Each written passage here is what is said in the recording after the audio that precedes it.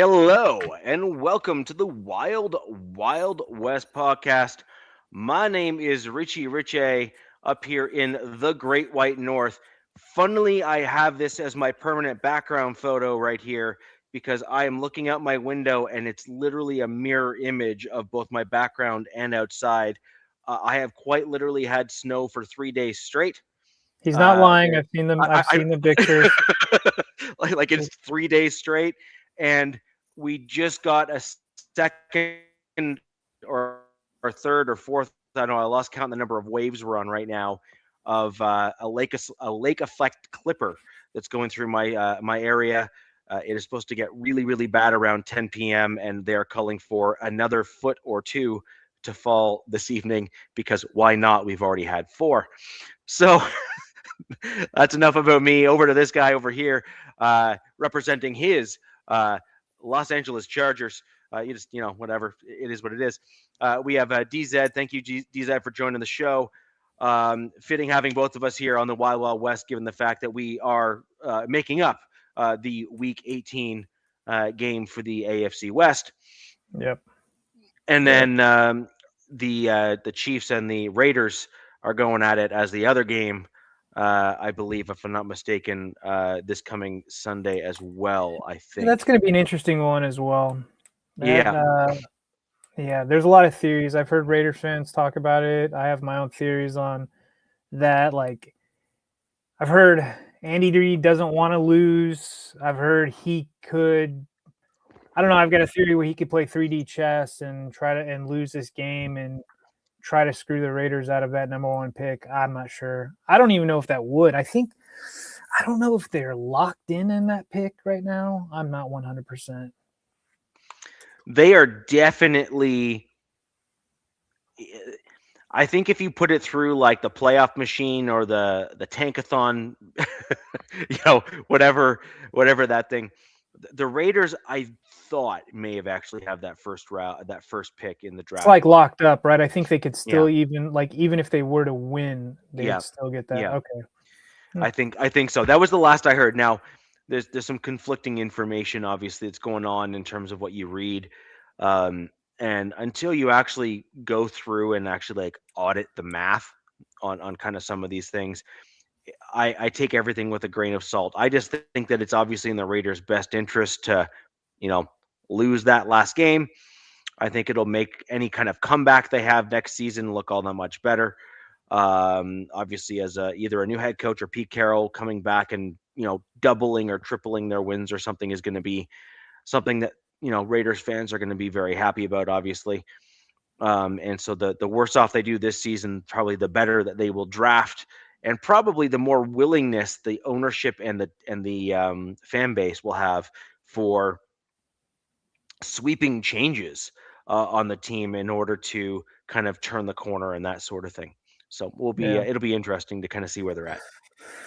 Definitely. Yeah, it's going to be kind of exciting, especially, I mean, look, if at the same time as being a Raiders fan, it's kind of be annoying right now, but you're also like every year it's like, oh, what are we going to get? Who's going to be the head coach this year? Seems like they've been going through this turn, a little bit too much. So it'll be interesting to see what they do, if they fire Pete after this game or if who they end up hiring. I know in our little text chat, I threw up a rumor that I heard.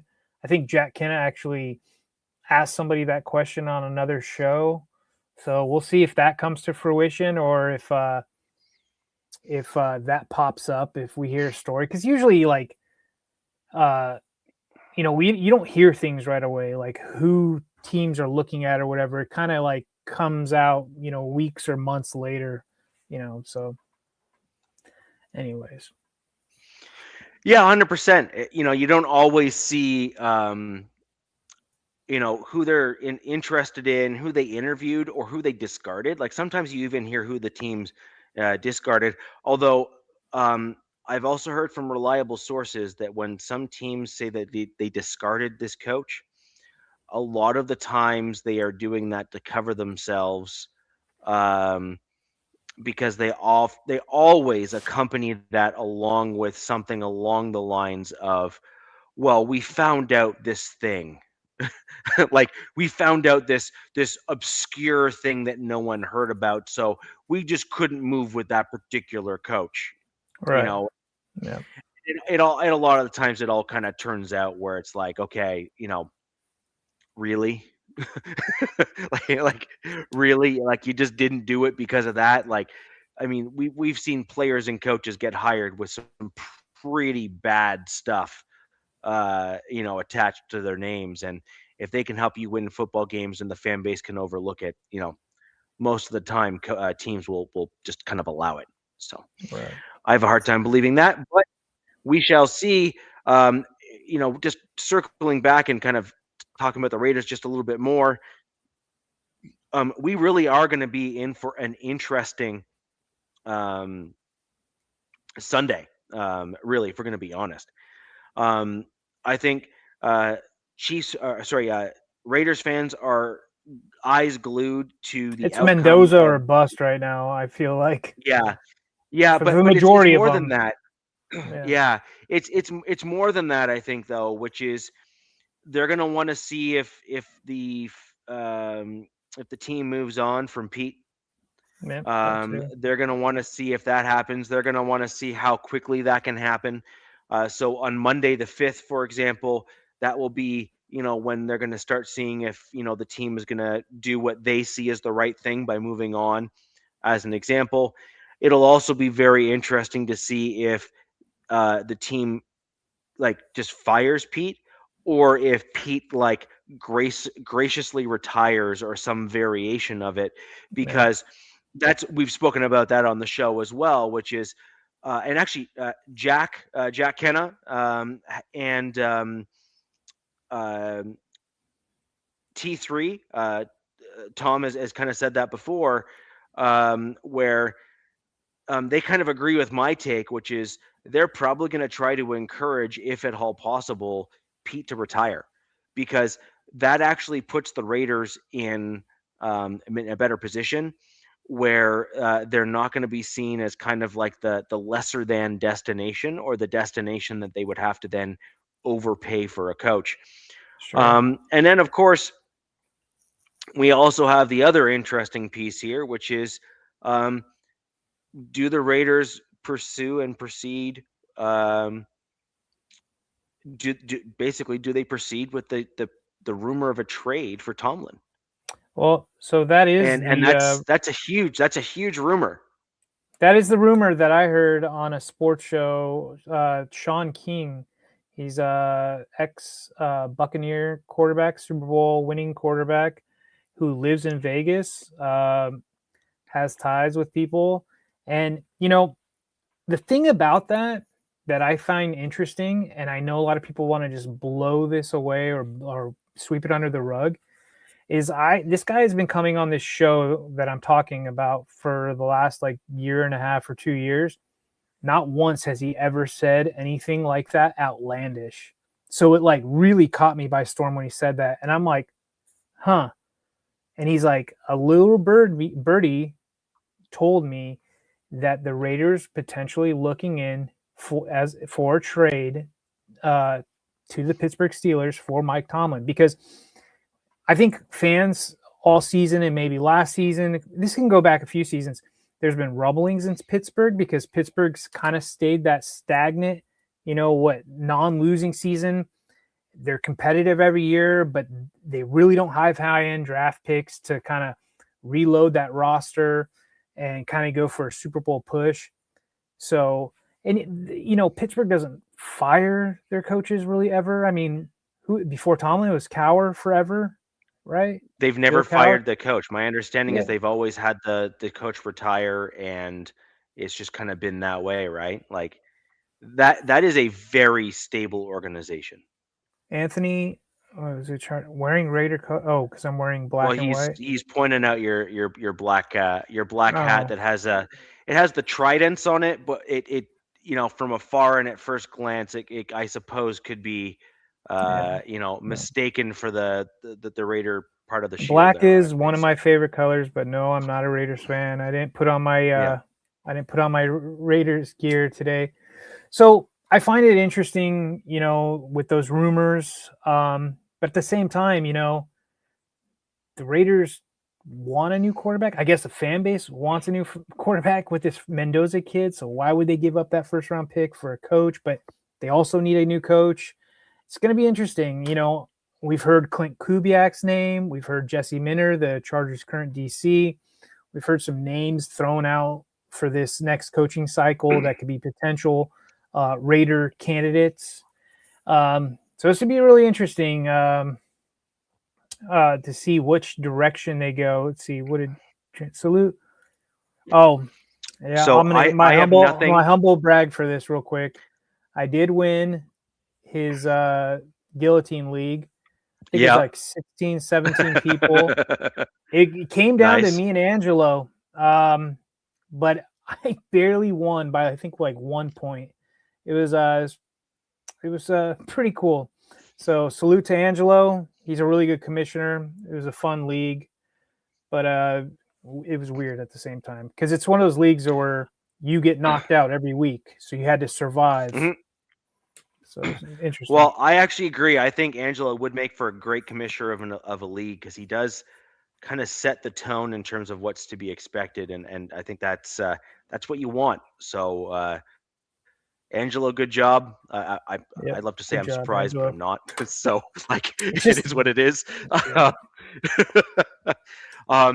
Angelo, if you wanted to jump on, send me a text, buddy, and happy to have a Raiders representative here on the show for last little bit here for the last week. Just let me know, and I'll fire you off the link. But with regards to just things in general, here's a wild idea. Although I don't think it's too wild, given the other rumor that you heard about Max Crosby storming out of the organization when they told him I he was heard that going was to IR and BS. all that kind of stuff. But go ahead. I heard that too, but the thing is sometimes there's smoke where there's fire, and sometimes Sure. there's Yep. not. The Mm-hmm. other thing is that as an organization, they may just A versus B here, right? Which is Crosby Yep. is obviously the current face of the franchise. But if you're going after a young QB, you kind of want him to be the face of the franchise. I went through this, by the way, with Von Miller on my team, where that was like a Yeah, real I challenge remember. and a real issue, where kind of Von was kind of the face of the franchise, but all that sort of thing. Here's an interesting one for you. What if the Raiders were choosing to trade Crosby to the Steelers, but Ooh.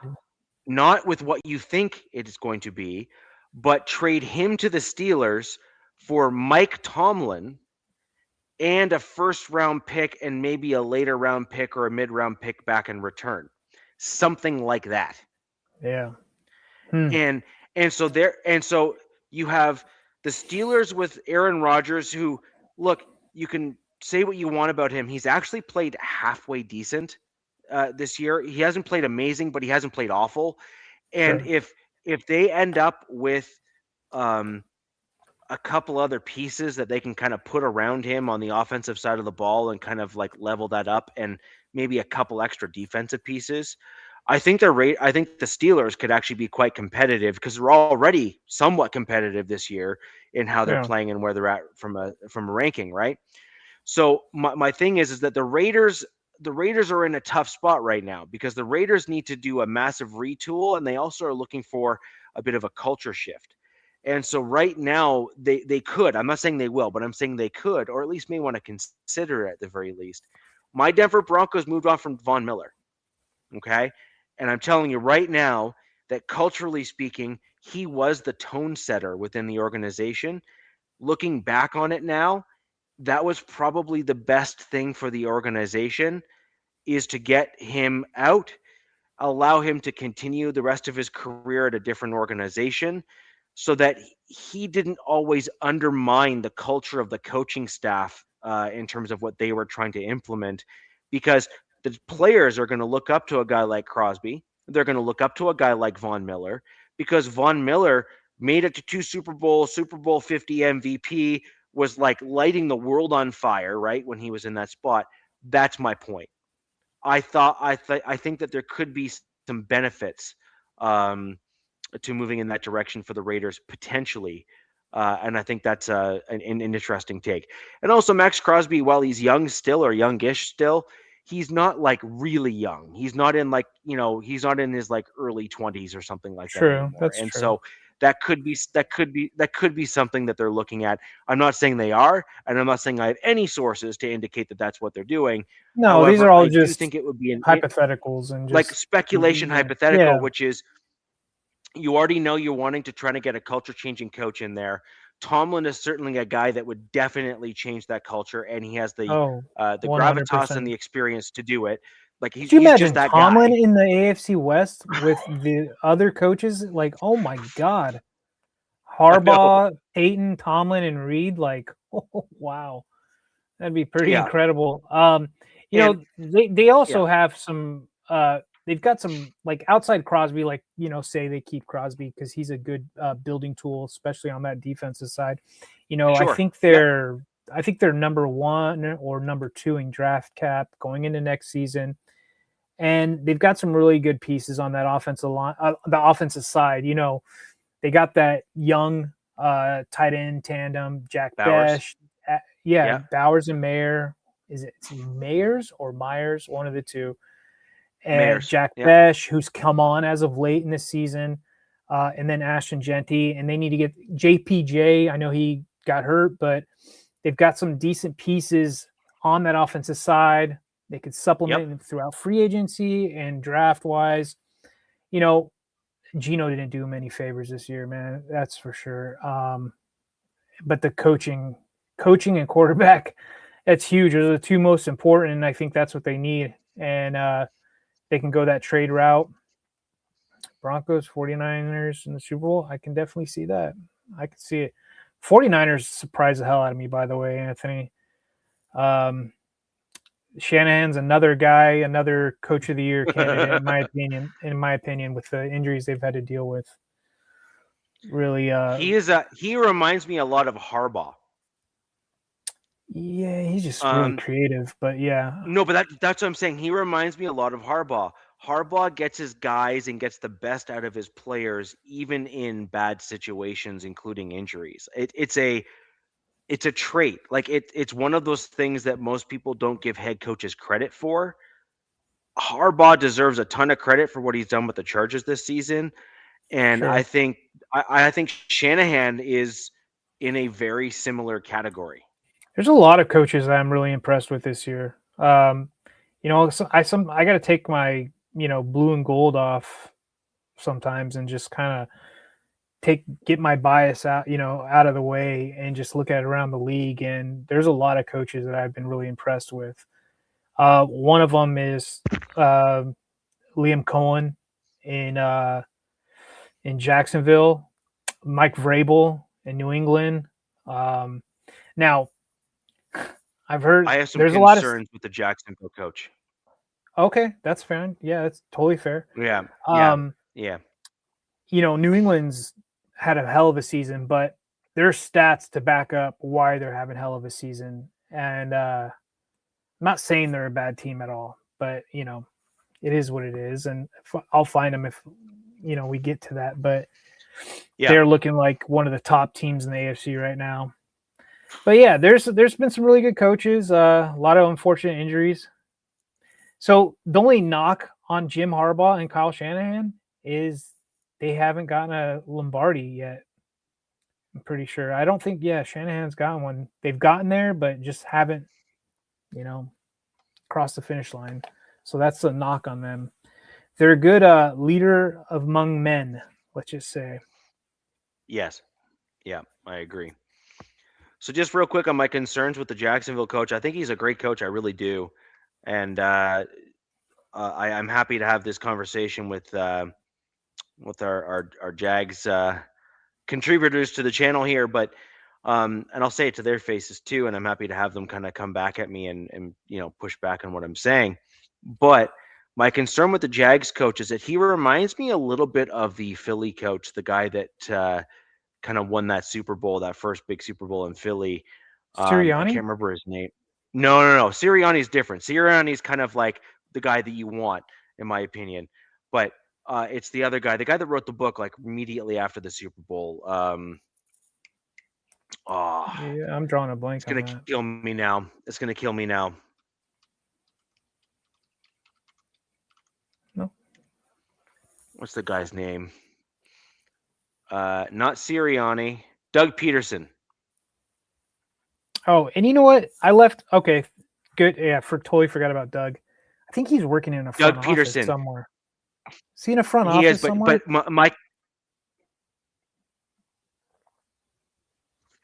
I'd have to look it up. He might be. He Okay. was actually brought in as like a head coach after that, and it didn't work out very well. But my concern with the Jags head coach is he presents himself a little bit like Doug Peterson. He's manufacturing things that were never said, and he's coming up with things that are. He's just presenting himself with a certain overconfidence in the way that he's speaking, while also trying to push back on things. I'm concerned, actually. Dude, the Jags are killing it this year. There's absolutely no mistaking it. But my concern is the head coach is he's presenting himself like a Doug Peterson style in terms of how he's communicating and what he's doing. Happy to be wrong, happy to be proven wrong. But I still think that there's the potential that if he doesn't course correct a little bit and doesn't kind of change, then I think that's the problem. I think he could be a problem. I think basically I think he could have a really good team this year. And if he kind of tries the same shtick again, my concern is that the team won't respond the same way because Okay. it's not a culture that he's building. It's not a culture that he's necessarily fostering. It's more of a victimhood mentality, if you will, as opposed to a culture. Give me Mike And I think that would be what McDonald I'm vibes, the head coach for the Dolphins. exactly the McDaniel vibes, which is like, woe is me, we have a problem, we need to try to fight adversity, yada yada yada, blah blah blah. That's not a culture. That's a mental mindset, and frankly, it'll become an anchor as the team continues to get better. Because eventually, then the thing is, well, we're winning now. What, right? That's a Whereas good when point. you're dealing with yeah, like I'm sorry, like it's a legit thing. No, Like I never would have thought about it that way, to be honest with you. That's a really good point. I also want to shout out a team that we just played, but we're talking about coaches that have impressed me. D'Amico mhm, Ryans has impressed me. I know they're I have agree. an elite I agree. defense, but that's another coach that these last couple seasons I've been really impressed with. Um, yeah, man, just there's probably some other ones I'm leaving out. Really don't mean to, but there's some really good coaching. I look, Sean Payton. That people have already known he was a good coach, so there's that. There's well, yeah. What is Clint Kubiak? That's the rumor. I think that's probably the Raiders' kind of favorite as of right now. Is they want a OC to pair with their future quarterback, their first round pick, Mendoza. So yeah, sounds like Raiders fans have it all made up, and it never plans. It never goes to plan. Believe me. I mean, it might go to plan for the Raiders, but To plan. No. we always are like, oh, we want this, that, and this, and it looks like it's going to line up. And so far, I think like the Raiders, they want Clint Kubiak, Mendoza, and whoever else. I don't know, but so if it's only two, we'll see. I mean, you never know.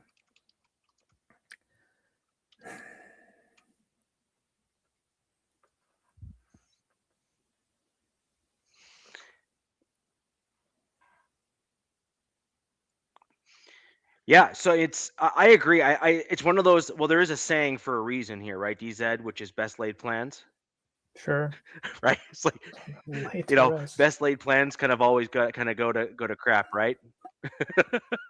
So it is. It's a really interesting thing to look at. By the way, I completely agree with you. D'Amico Ryans is impressive. Like as a coach, Yeah, he's he's he's kept his team on track. He's seemingly building a culture there. That's what I was saying before about my concern with the Jacksonville coach. Yeah, D'Amico Ryan seems to be that's a building like a culture builder. culture within the team. Yeah, yeah, Look at who we my have man. here. Hey guys, trying to Haven't see if this trying to see if this works. So tell me if your reception is terrible. But I was at the Sunset Station Casino here in Las Vegas watching Fernando Mendoza, just seeing if the hype is real. He looked pretty good. He looked pretty good. He looks pretty good. I was just I'm watching it with my wife, right, guys? And I was telling her, I said, look, man, our team sucks so bad that I would rather that we do what the Bears did. Because look how the Bears ended up by trading away to Bryce Young, right? Or because look, it only took them this long to be a relevant team. And right. granted, they got Ben Johnson and they had another bad year or whatever, but it eventually worked out for the long term vision. It worked out well for them, right? And I'm looking at a team like the Jets who they want a quarterback of their future badly, right? And who knows but if next year they were to say to me, and I'm Spytech, and they're like, dude, we'll give you our number 3 this year, our number 18 this year, our number 34 this year, we'll give you our first next year, and we'll give you something else. How would I turn something like that down, right? Like it'd be hard just because we suck. Like we are an absolute terrible team, Reg. No O line. The Pete, I know you were saying to me, maybe Pete will stay or not, but I honestly think if Pete screws this Sunday up and we win against the Chiefs, he's fired for sure.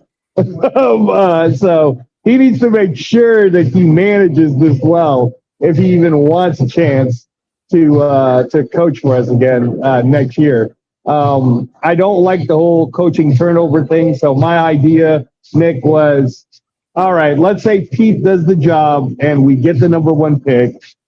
We keep him the other year because we only have him for 2 more anyways.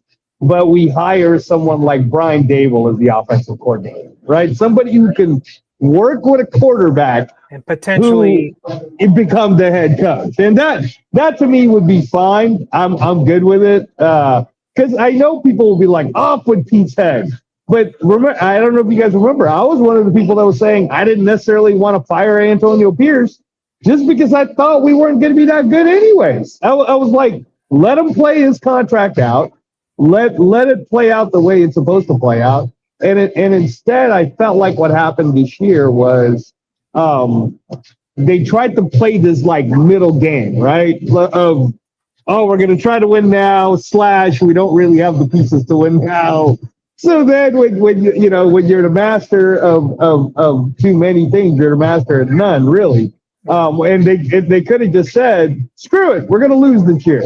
We're gonna instead. So if they go with the whole Fernando Mendoza, because as you said, Nick, everybody's like they're doing the Abba song, bro. Raider Nation's going crazy for him right now, and I was even telling her, I said, if this kid wins the national championship and he looks as accurate as he does, looking like a more athletic Tom Brady, it is going to be very difficult for Spytech to say no. yeah. So if they take this kid, they better take every bit of $140 million cap space on the best O-line they can get next year. Otherwise, what's the point, gentlemen? What is the point? Angelo, you bring up a good point about, with the Jets potentially, right? Maybe with a potential trade back, because the college guys that I follow and have been listening to, they say that the good group of quarterbacks are coming out next year's draft. Yes.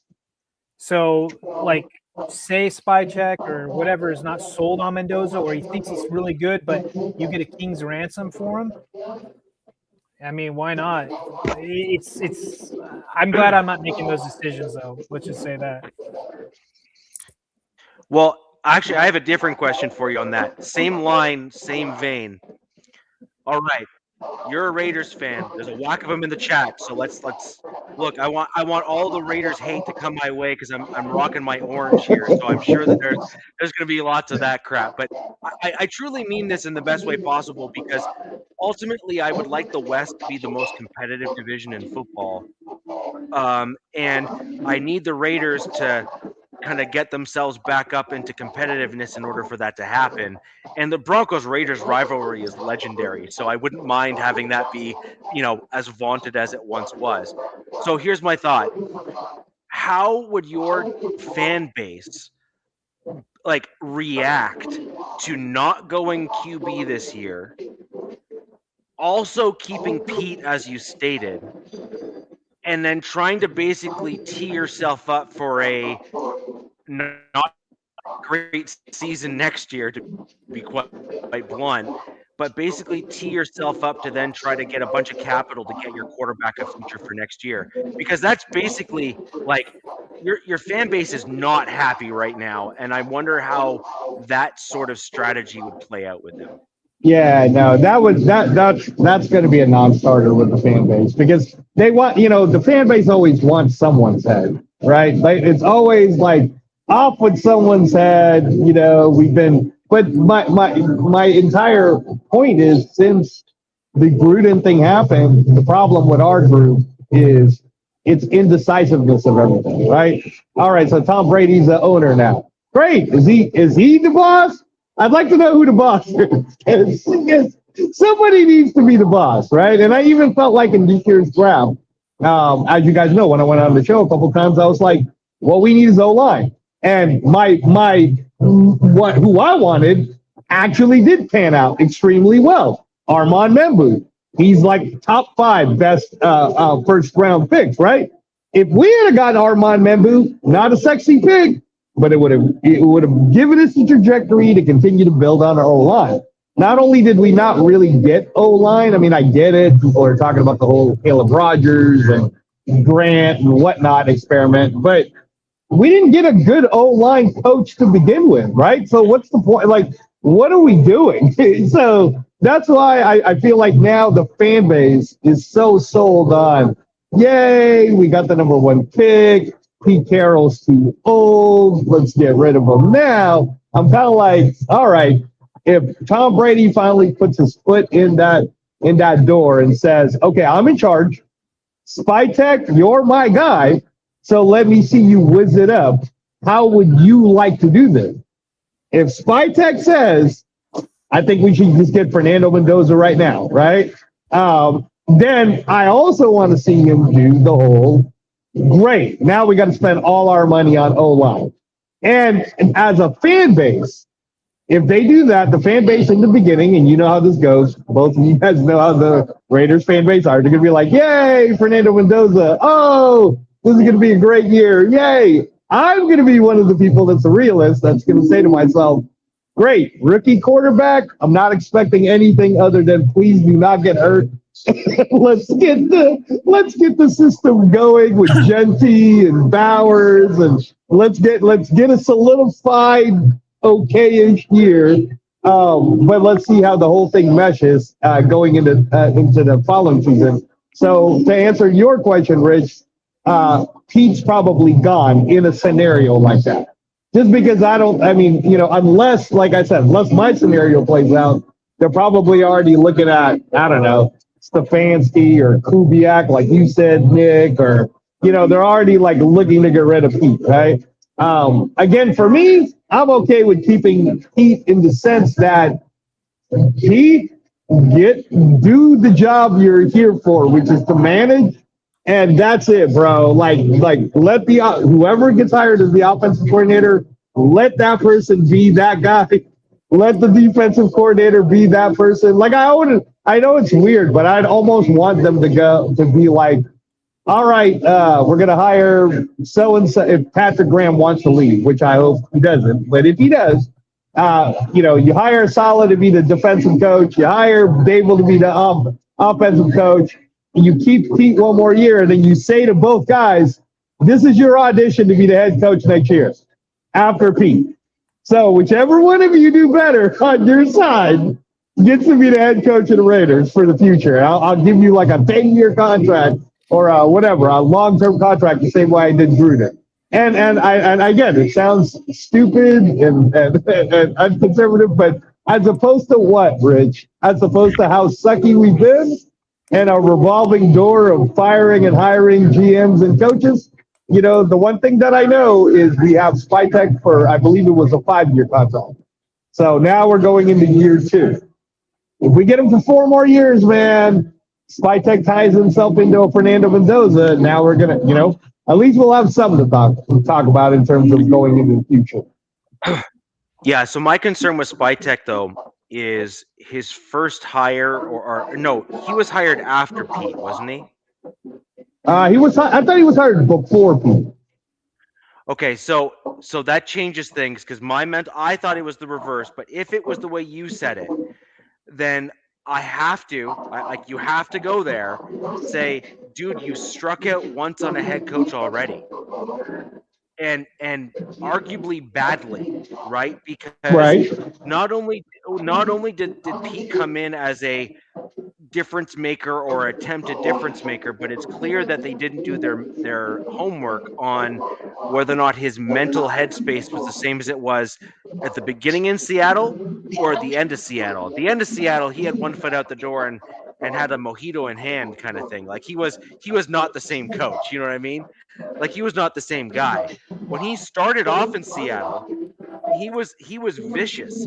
He would be like, it's Thursday. All the DBs get out there and show me you belong on the team. And he'd have them like literally like slaughter each other on the field. Like it was like Gladiator every other practice, right? And that built the Legion of Boom as we all knew it to be. And that was one hell of a defense. So you didn't know, was Pete's decline in Seattle because of the team and the ownership and stuff like that kind of, you know, putting their thumb on the scale? Or was that Pete kind of maybe getting old and being like, you know, I'm halfway to the golf course, you know, with the cart lady feeding me drinks? And I think it's the latter now. I think he's definitely closer to the cart lady on a golf course than he is being thumb on scale by an owner. Yeah, no, I can't disagree. I mean, you guys are watching it. You're seeing. You're seeing what the same things we're seeing. I mean, the funny thing is, and I think I told you this, Nick, when we were doing our draft show. But I was saying how this year, before the year started, my wife was so heavily into thinking because of Pete Carroll, we're going to make it in the playoffs, that there was a household argument, and where it sounded like we were seriously arguing about, you know, like something that's vastly far more important than me explaining to her, not only are we going to suck badly, but we'll be lucky if we win 5 to 6 games. And I was correct. You know, we didn't even come close to it, which is what I've been saying the whole time. I think that, like, the Washington Commanders experiment from last year made everybody think, oh, you can turn everything around in year 1. And you guys both know, man, it doesn't work that way. So here we are, 2 wins. Let's say we do the job, lose some teams correctly. No one gets injured. And moving into this next time, we have a chance to get a Fernando Mendoza. Other than, like what you said, like King's Ransom, man. King's Ransom that you can sell to the fan base. That, hey, guys, think about it. If we, you know, like where Spytek can go into a press conference and literally be brutally honest and go, listen, I know what the fans wanted, and Fernando's going to be a great player for the Jets. But really ask yourselves, how many things did we need as a team to grow into becoming a Super Bowl team, and possibly even having a chance to be that by the time the Las Vegas Super Bowl rolls around in 2028, right? Like that's the way you sell it. You have to sell it like, hey, I have a vision that by my 4th year, we're going to be have a chance to go to the Super Bowl, which, by the way, will happen to be in Allegiant Stadium. Like, that's the way you have to sell it to the fans. That way the fans will be like, you know what, bro, you're absolutely right. One guy couldn't turn this around anyways. So good luck to Fernando, but shit, we got 2 first-round picks this year, plus an early. Really, if the Jets gave us number 3, number 18, number 34, it almost feels like we got 3 first-round picks this year, on top of like whatever they give us for the following year. But I mean, again, I don't even know if the Jets are going to be stupid enough to do that. Because the Jets know themselves that they have all these first picks. They're kind of in the rebuilding mode themselves to try to figure out what they want to do. And if Aaron Glenn gets to keep his job, I don't think he's trying to get fired on a win now mode. So yeah, man. I think we're in the best position that we can be in given the shit show scenario that we're stuck into.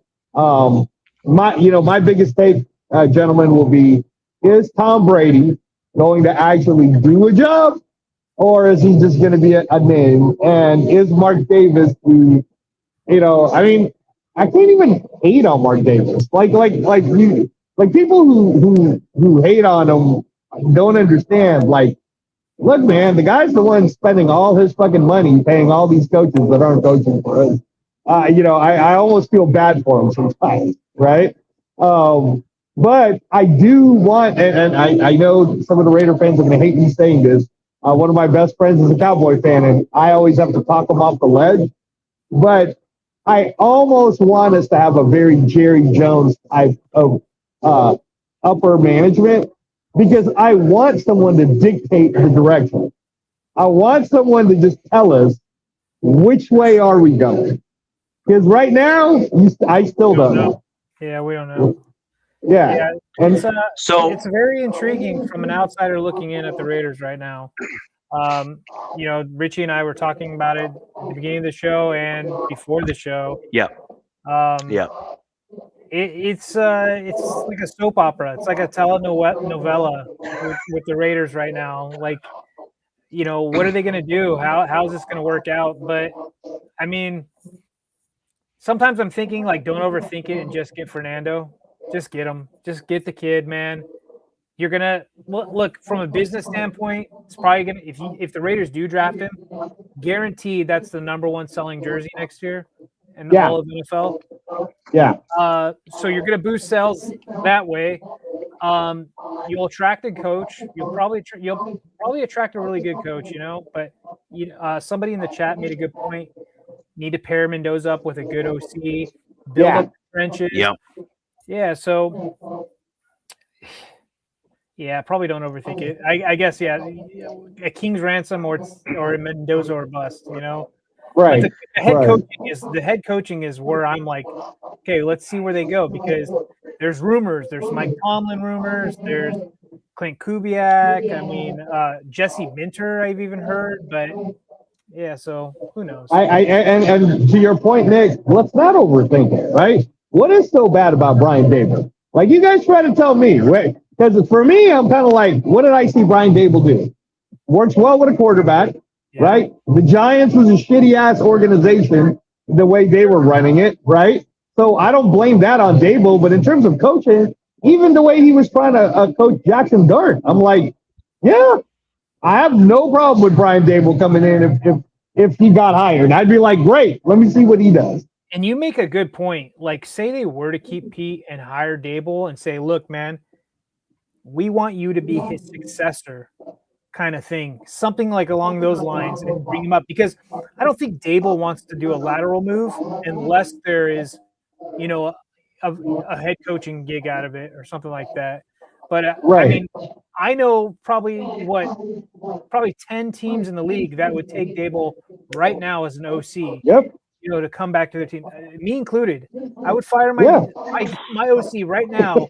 I would help him pack his stuff for Daboll. So, I mean, there's some intriguing stuff.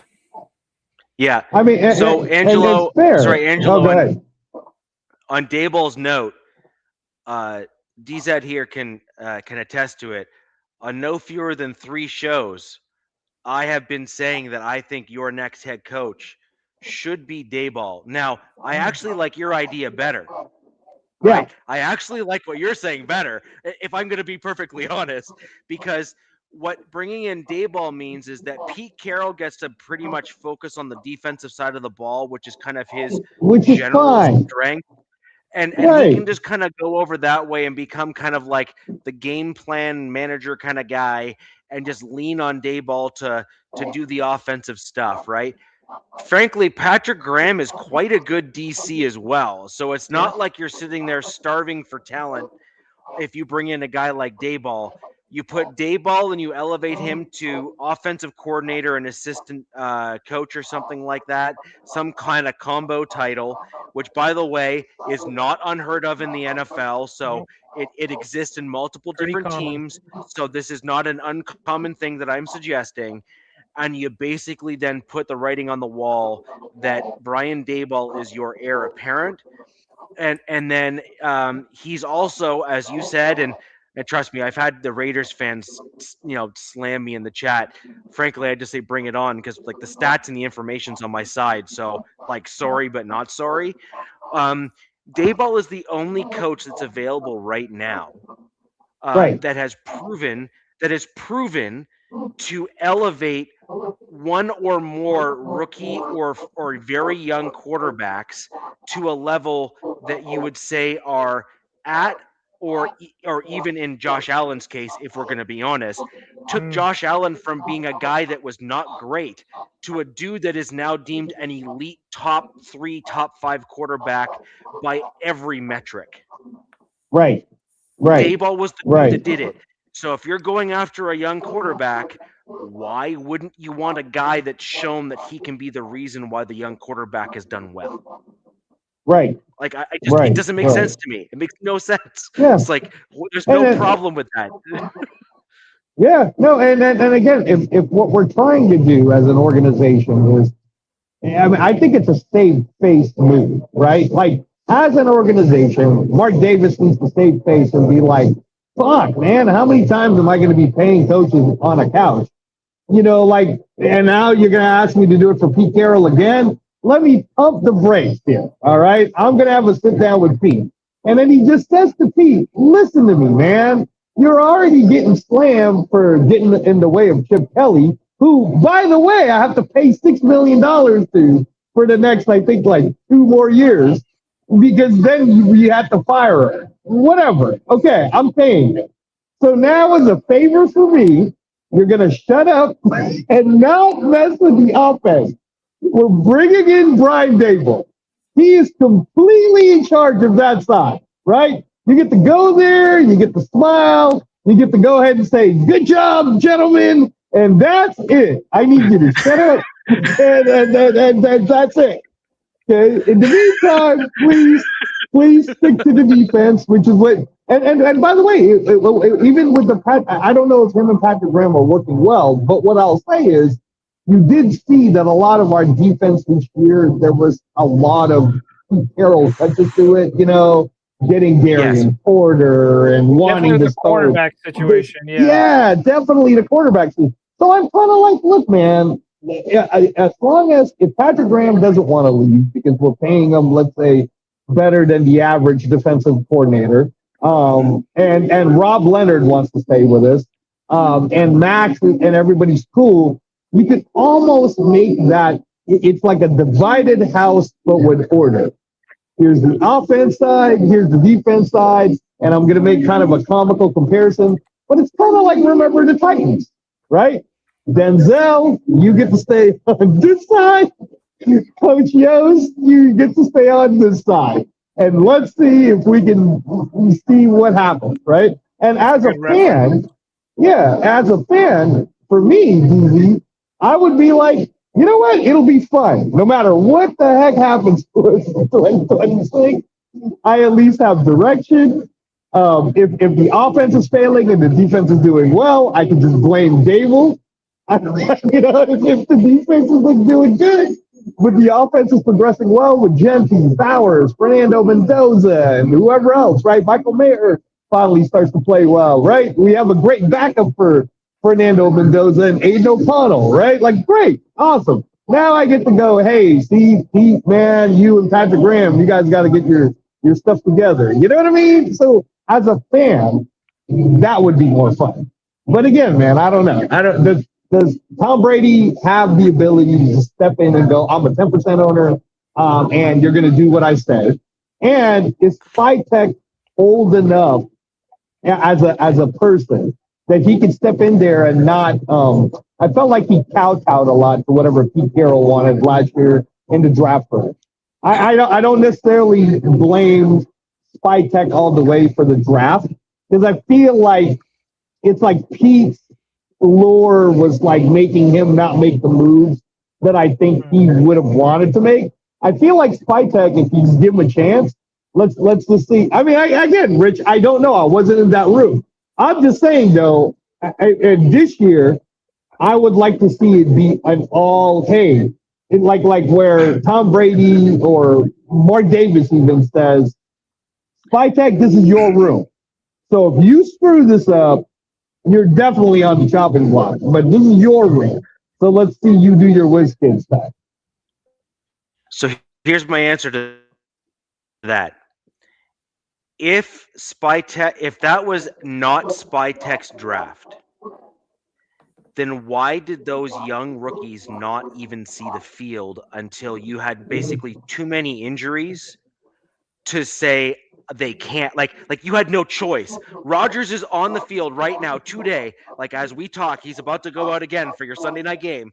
Not because Pete was like, yes, dude, I want you on the field, but because he's like, dude, I have nobody else that I can play in your place because everyone else is hurt. Right? That's the long and the short of it. That's where you're at with it.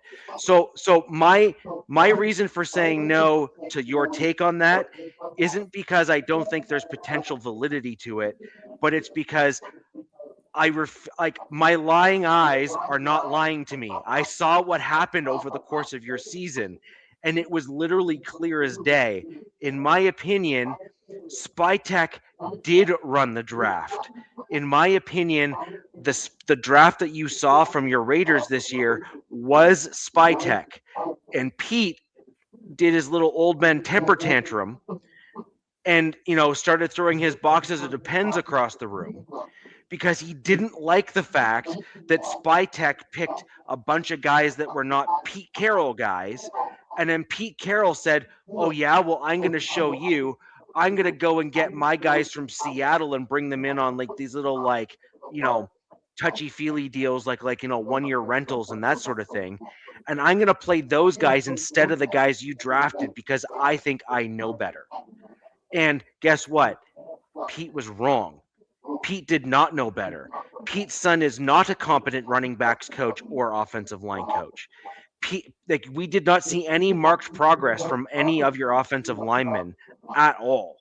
And so my point is, I have questions about Spytech myself, which is he an actual GM that you can rely and count on for being a guy of the future? I don't think we truly know that yet, because what you need is a head coach, like a GM to head coach pipeline where the two aren't at loggerheads with one another, so that if Spytech gives the head coach players, the head coach plays those players, tries to coach them up, and if those players fail or don't do well or whatever the case may be, then the head coach can go back to the ownership group and say, I'm trying to work with what this guy's giving me and it's not doing well. He's got to go. I'm going to give Spytech the benefit of the doubt, though. I'm going to give him benefit. He spent, I think, a couple decades in front office roles, scouting and whatnot, similar or damn near identical to Joe Ortiz, who's with the Chargers as their GM. I mean, they both had pretty similar paths to becoming GMs. That's pretty much how most of these guys get these jobs. So, there's going to be a learning curve for these guys, especially in their first 1, 2, 3, 4 drafts. But, it only takes a few of these players for them to bang on. And Spytech, I mean, he hits Mendoza and that hits. I mean, the rest is history for him. And I get what you're saying, Richie, but, there's going to be growing pain. You just got to learn to rock and roll with it. And, something that Angelo talked about is the turnover in the coaching. They can't have that, especially at the GM spot.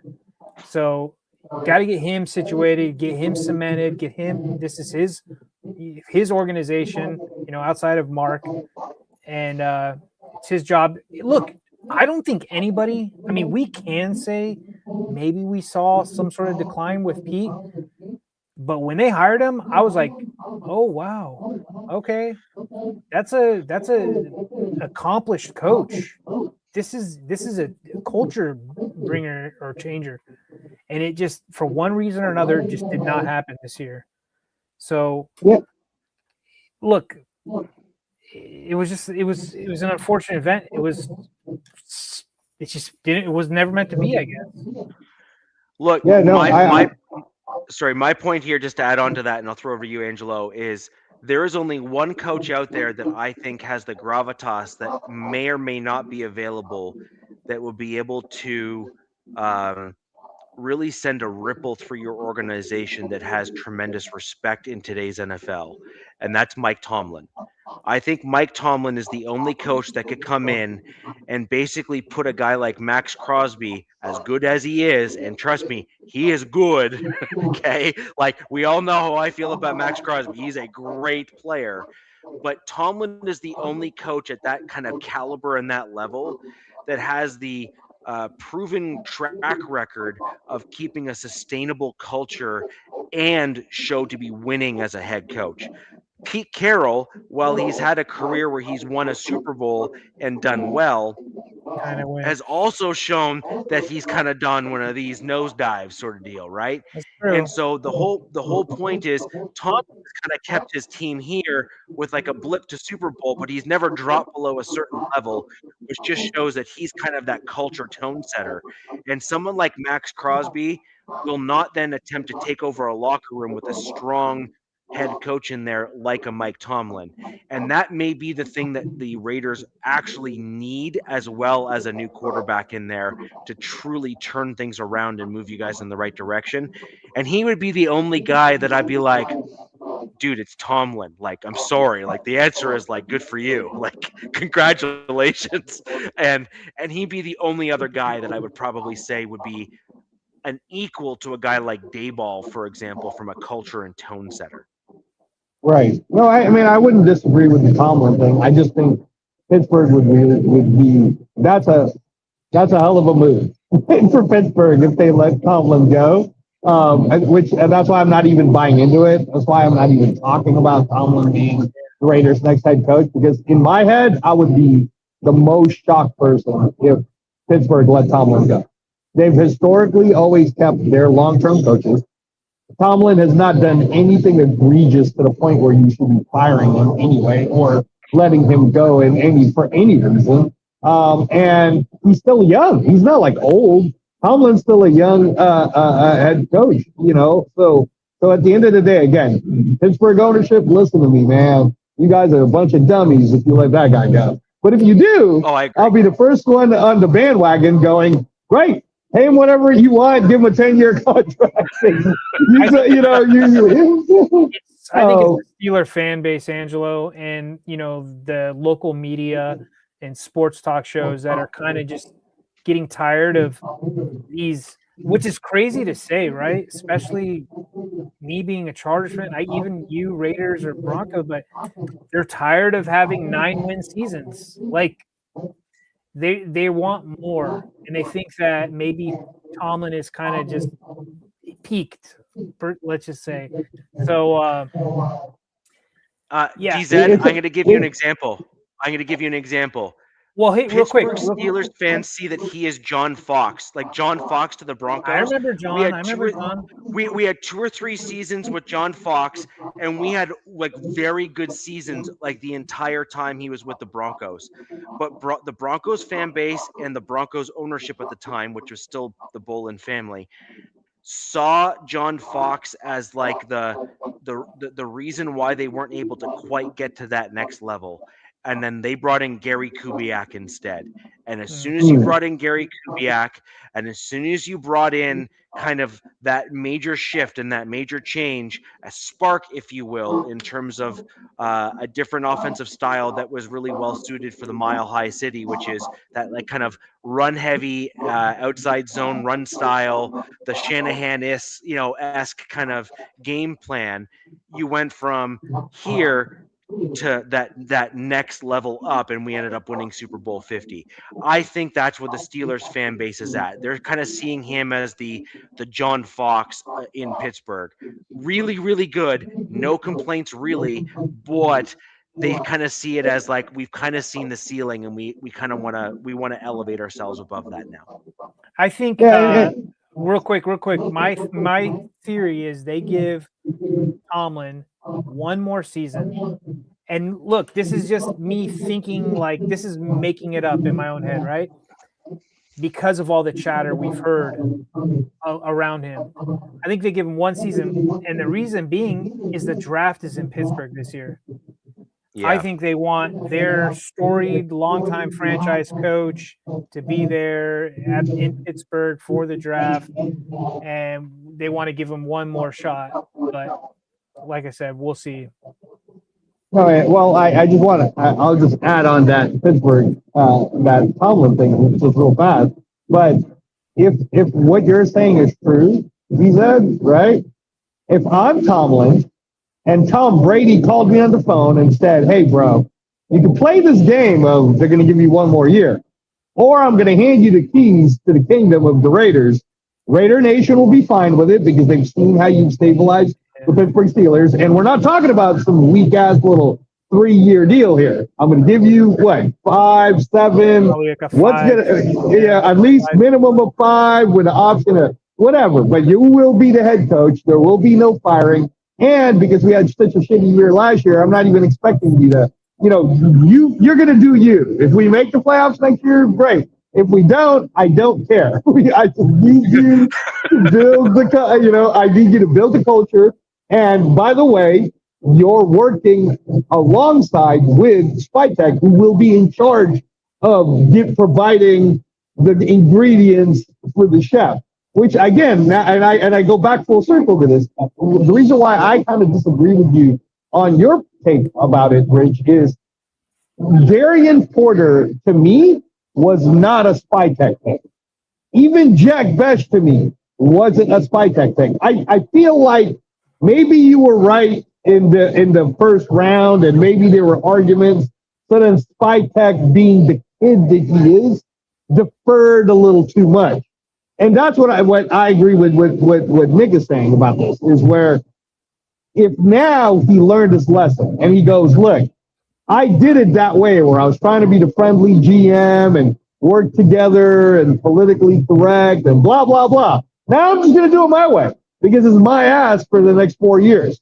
So I'm going to make the moves that I think are no-brainers. Fernando Mendoza, that's a no-brainer. By the way, I need to get this guy, I need to get this guy, I need to get this guy. And since you're my head coach, whoever that is, I don't really care because that's not my job. My job was to give you players. Your job is to coach them. That's the way this deal works. That's what as a fan, I want to see that. I even want to hear that in a press conference. I don't even want to hear them, we're blending together. I don't want to hear none of that garbage. Hey, GM, you're the press conference for GM. Great. We're talking about the GM part.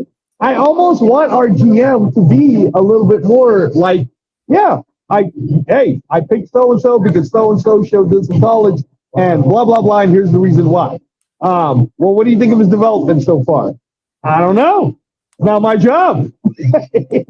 I'm looking for all the other guys that's coming. I'm looking for the next trade I need to make. Like, I need a GM like, who's the guy? What's the guy's name for Philadelphia, the Eagles? What's the GM? Howie Roseman. Roseman. Okay.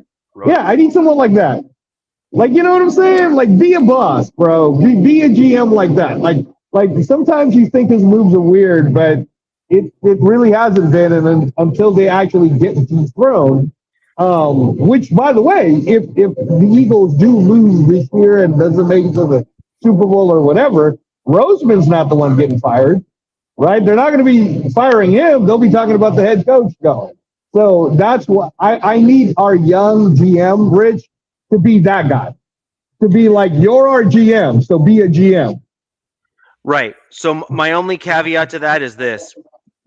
If you bring in a head coach, I'm going to use Kubiak here as an example. You can use Clint or his dad, Gary, but either way, they're both basically chips off the old Shanahan tree. And I don't mean Kyle, I mean Mike. Okay. Okay. So, like, let's just call that for what it is. Now, that is outside zone running. That is, I give you 4 or 5 looks and I run like 20 different plays from those same 4 or 5 looks, right? So that's the deal, right? That's the deal. Now, if you know you're running an outside zone scheme and your young GM's like, I'm going to give you a dude that's only power, then I'm sorry. That's on your GM, not on your coach. And at some point, there needs to be some accountability in that regard. So I will agree with you like 90% of the way. and then I will say, like, I have a whack of stipulations once we get to that like last 10%, which is your GM needs to give you dudes that fit the scheme that you're trying to run. If you give me a guy that can't run my defensive scheme or offensive scheme, then my answer back as a head coach is I'm going back to ownership and saying, this dude's a retard. He gave me a guy that doesn't fit my scheme. Like, what's the matter with this clown? And I'm making it known because I know full well as a coach that I'm going to get blamed from the dude that you brought into my team that doesn't fit anything I do. Right. And so I think there needs to be some, that's what I said. You need a pipeline between the GM and the head coach. But I do agree with you, though, is as a GM, you need to put your foot down and say, I know you wanted John Smith. Guess what? I'm giving you Jacob over here, who I think is a better player for your scheme. Now sit down, shut up, and coach him. Right. And I agree and by with the way, that, but you need to do it within the box, right? Like you need to do it within the direction of the team. So but that's what I'm asking for, guys. Is I'm asking for what is the box, right? Because again, like I can definitely nitpick on Spytech this year. For example, the Kenny Pickett trade.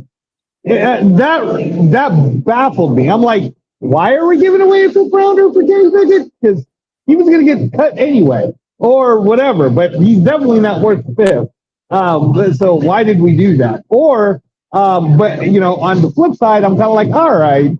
So you got Booker. Booker's okay. Like I won't say he was terrible. So all right, you did your little like whiz kid thing there, sure. But there were parts of me, DZ, where I was like, dude, are you in with Howie Roseman? Like, what's going on? Like, what are you doing? What is this little weird partnership you got with the Eagles? You could also nitpick Spytech a little bit, just for the fact that I think you guys had 3 third-round picks, right? Yes. Yeah. Well, now it was Porter and then two of the O-lines. And then 2 of those 3 third-round picks are off roster right now. Right. I mean, Miami just picked up that QB and signed him to the active roster, which I thought was an interesting move. Right. What was his Campbell? What was his name? Campbell? Anybody know that guy's name? The quarterback. Are you talking about the coach's kid? The quarterback you guys drafted. Oh yeah, from what is it, from North Dakota State or something like that, or from one of those Division II teams. He was in the 7th round though. Hang on, let me see what I was talking about. Yeah, no, but again, like that. Oh, I'm sorry. I'm sorry. 3 of the 6th round picks. What? I said the 3rd round. My bad. Yeah. No, I knew you were talking about the Montana State Cam Miller and Tommy Millan. Right. Yeah. My bad. Yeah. No. But I mean that 6 rounds are like whatever. So. Yeah. No. I'm mainly. I mean, again, like what's made it, especially for AFC West. So what the Raiders did is it's kind of like the Cowboys. We make everything relevant because everybody wants to see the teleseria that we tend to give everyone. In the meantime, you see the Broncos. They got Sean Payton. The biggest controversy for him was, the Russell Wilson move. And surprise, surprise, they look like they're going to the Super Bowl this year, right? So that didn't take too long, right? Sean Payton, good job. Same thing. Jim Harbaugh. And then you got Raider Nation people going, we didn't want Harbaugh anyway. Well, are you sure? Because he's doing pretty damn good with his system. And honestly, Nick, if you didn't have so many injuries this year, you guys might be the AFC West champs. But the injuries, man, especially the O line, dude, that's what got you guys, man. There's a lot of stuff I say on this show there's a lot of stuff I don't say on this show. So when this show ends, in my own home, I can say what I want to say, and let's just say, yeah, I agree with you, but it is what it is. And look, there's some things Jim has brought over some people that I really don't agree with, and I think a big portion of the fan base doesn't agree with. Just like Pete brought over some guys that you guys aren't too thrilled about. On the offensive side for the Chargers, O-line coach, tight end coach, offensive coordinator, all holding back. I really believe we're holding back the team outside of those injuries. But, what are you going to do, right? You're going to go in the playoffs. You guys are going to go in the playoffs. Get bounced again, and Justin Herbert's name is going to get smeared even more because he's going to be one and done in 3 playoffs with coaches. And it's the difference with me, Nick, when it comes to Herbert is maybe after when you guys lost to Jacksonville, I think that one time, right? I forgot which one it was. You were one and done in the playoffs. Maybe it was 2 years ago, I think, right? There was that trajectory. But what Herbert showed me this year, and I don't know, maybe it's because of his new girlfriend, I'm not sure, but man, that kid is one tough SOB. And that, it makes me go, that's a guy you hang on to, no matter how injured he gets, he finds a way.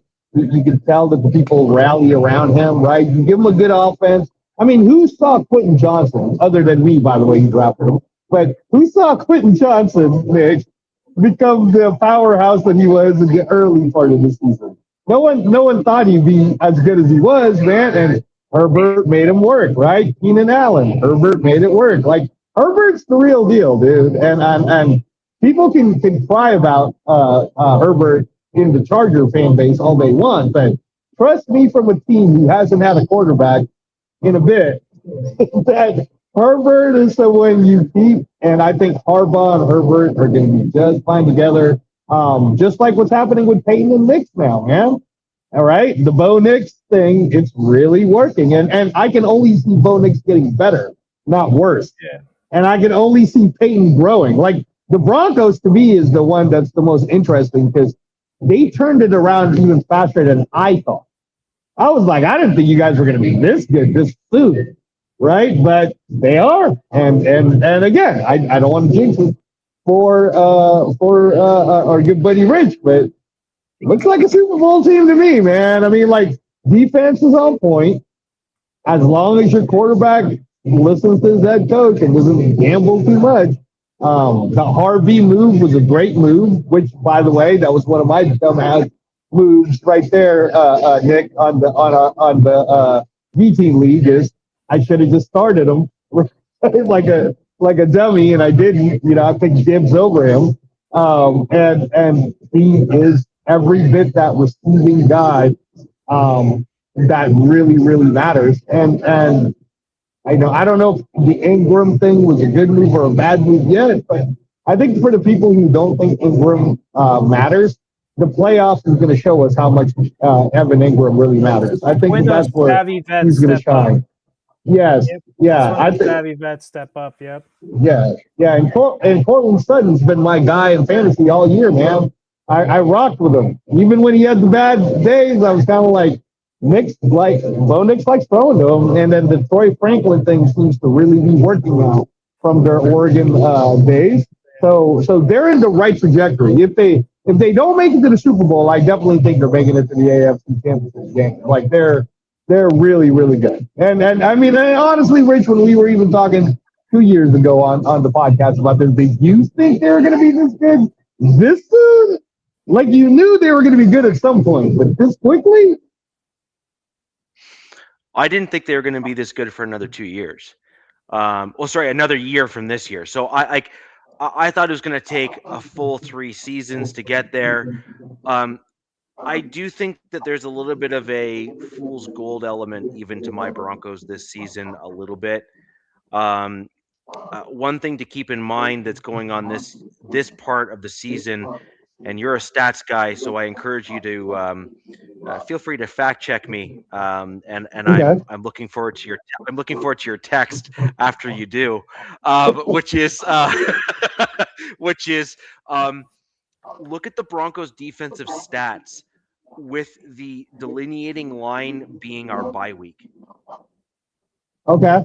Okay. It is frightening from a Broncos fan's perspective, right? Like as a Broncos fan, I'm concerned. It's like watching two different teams. The Broncos defense has obviously continued our third down stats and our red zone stats because we're still ranked basically number one in the league in those two statistics, so that's fine. But what the Broncos have done compared to the other parts is we haven't been getting the same number of sack productions out of the rest of the team. We're obviously still at a historic stat trajectory this season, which is Right. nothing to kind of shove Bat an off eye and be like, at. whatever, who Yeah. cares? Like Right. you're like, whatever. And I was like, no, that actually matters. Like that's pretty friggin' impressive to have like such a wide array of guys that are able to get to the quarterback. That is nothing. You should be very proud of your team for being able to do that sort of thing. But what I'm getting at is our secondary hasn't been Magic. as effective or as magic. We haven't done the sorts of things that we did in the early part of the season. We haven't kept teams to like 3-and-outs, for example, to kind of keep us at like we've allowed multiple drives, like multiple first downs, to kind of Right. occur. Basically, second down, we've allowed a second down conversion rather than a third down conversion, and like okay, so now your third down stats look great, but you still screwed up on the second down, so stop it, right? Like, I'm sorry, it doesn't matter at that point. Um, Little Right. quirky things like that. We've allowed some big chunk plays. We've allowed some running backs to go off on us from time to time.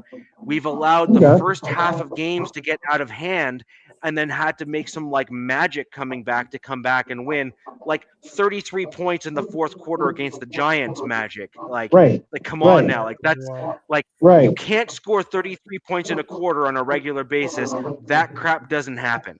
Okay? Like it just Right. doesn't. Right. Um Right. and so those are things that I have. Now, conversely, I look at DZ's team and I look at how the type of football that I personally believe that I want my team to start playing, and that is that kind of more grittier style of play, grinding Yeah. teams down and keeping yourself Yeah. competitive. Um, Sean Payton, it's kind of at this point here, you can't really say anything. He is definitely an incredibly gifted offensive minded coach. Yeah. He is. However, we need slightly more gritty offensive linemen to force the run without having to waste offensive players as like a big jumbo set to run the ball, for example. Like Right. jumbo sets are great, but you shouldn't be running them like 30 to 40% of the time, It right? seems like a The lot of point is teams are doing that right now due to injuries, but right. Houston's But doing that's it. my point. Chargers do. Like Yeah. that's my point though, is that when you have say your core offensive line, just your five guys across the front, Yeah. and you're able to use those five guys and move other guys off the ball, well now you're able to have a tight end run the seam route. You're then able to open up like running nice Merce. You're able to have other things. You're able to have other It's things actually like my that. wife's first, but yes. Thank you. Well, I was going to make a comment on the color and everything, but I was going to let that fly. You're the one that brought that up, not me. So, but my point is that when you're my point is that when you have the five guys doing their job properly, like we saw earlier in the year with your team DZ, with Alt, and when you had Alt and like when you had the proper offensive line that was on the field, um, your front five were able to generally hold their own allow your running backs to do the things that they needed to do, and grind your way down the field to get those yards and get those first downs and that sort of thing. Richie, I get what you're And saying, but that's we what I don't like. never. Yeah. I get 100% what you're saying, but with the Chargers, we didn't get to see that in the season at all because Slater went down before the season kicked off. Yeah. You're right, but you had Alt that is a natural left tackle able to slide back over to his left tackle position, and like arguably speaking, he looks even better as a left tackle than he does a right tackle. Yeah. Since Slater was such a good left tackle, they were like, "No, you're going to stay at right." Yeah, and then they and isn't that a lovely problem to have when you have two tackles that can basically flip flop and they basically are all pros no matter what spot they play at? Like I'm sorry, it's amazing. But that's not it's amazing, except when they get season-ending injuries, and then you're just like, yes, oh God, right. How do you? I mean, like you can replace one of them, but now you got to replace two, and then not kind of really harp on last week's game, but the Chargers, we actually have three guys who can play left tackle really well. And last week, our third left tackle, Jamari Salyer, did not play. And it showed, it was evident that he wasn't in the game. So it's magic, man. No, I mean, I saw that and I thought that was funny. But yeah, it's great. Yeah, man. So, anyways, that's a lot on the. Yeah, that's a lot on the Raiders, but ultimately, you guys are going to have an interesting matchup. Angelo, real quick on the Raiders, just on your take on your upcoming game versus the Chiefs. Where do you see that game going, and what's your score prediction? What I would love for it to go is exactly how the Giants game went. And let's not take any chances. Let's already be losing by 21 points at least by the half. And let's not goof around, right? Like this is because you know what, the Chiefs, man, they're they're right now they have a top 10 pick. So if they lose to the Raiders, they might be like pick number 8 or 7, right? They're the type to mess around and try to lose this game. So like I said before, Pete, listen to me. If you'd like to keep a job for one more year, then do the right thing and make sure you manage this correctly so that we get the number 1 pick. If you do anything less than that, man, if you sit there and, we're going to go for it, guys, and you accidentally or purposely win this game, you're for sure fired. You are gone, bro. You know, kiss it goodbye. So my prediction would be, you're rooting for the Raiders to win? Go Raiders. Oh my gosh, you're killing me. I'm wearing you're my killing black me, man. White. Go Raiders this week. I'm just kidding. You're killing me, bro. You're killing me. But no, my prediction would be that hopefully it's just like what happened in the Giants game, and we get to see all of the young, great offensive talent. And maybe this becomes a Travis Kelce game. Do you guys know if he's playing or not? Because this might be his last season, right? Yeah, I'm not sure. I haven't heard any Chief news. I think it's just, what's that guy's name? Oludokun. That's their quarterback going. Yeah, the quarterback. Yeah. I don't know. I still think that Kelce is going to probably want to come back and play with Mahomes next year. I don't think this is his last season. I don't think he wants to go out like that, but it would be. Will he have a choice, Nick? Is the question. Will he have a choice? I mean, good point. The Chiefs, they're set up with a good draft pick for the first time since I think like 2013, if I'm not mistaken. But they are like, I think 40 mil over the cap. So it's going to be an interesting rebuild for them. Like rebuild-ish. I don't want to say rebuild, but it's going to be an interesting offseason for them as well.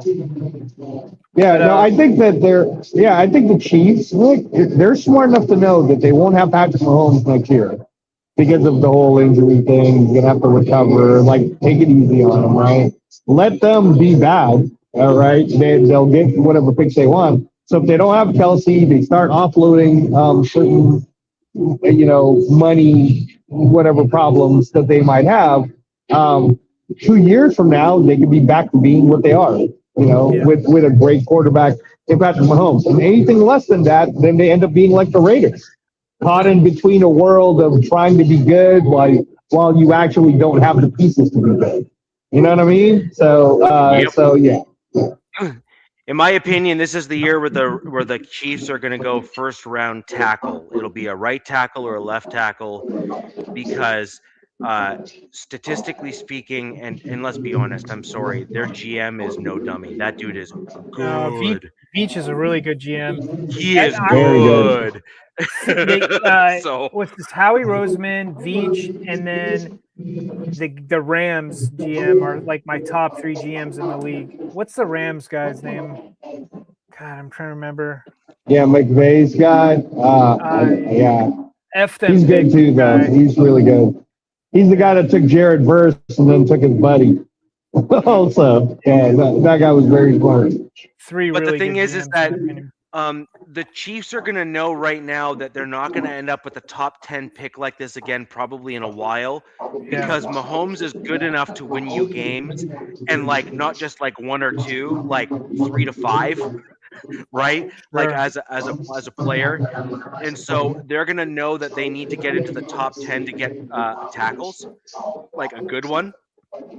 And so I think that they're going to leverage that pick to get after their left or right tackle of the future. And that's my prediction for them. Now, obviously, picking that tackle from pick 8 versus pick 10, well, that's advantageous to them there, Angelo. I can actually see a tackle or edge, Richie. Maybe, but they have Karlaftis. They have Chris Jones, who is still a very, very good player. Chris Jones is getting long in the tooth. He's getting slow. I mean, yeah, he shows up in the playoffs.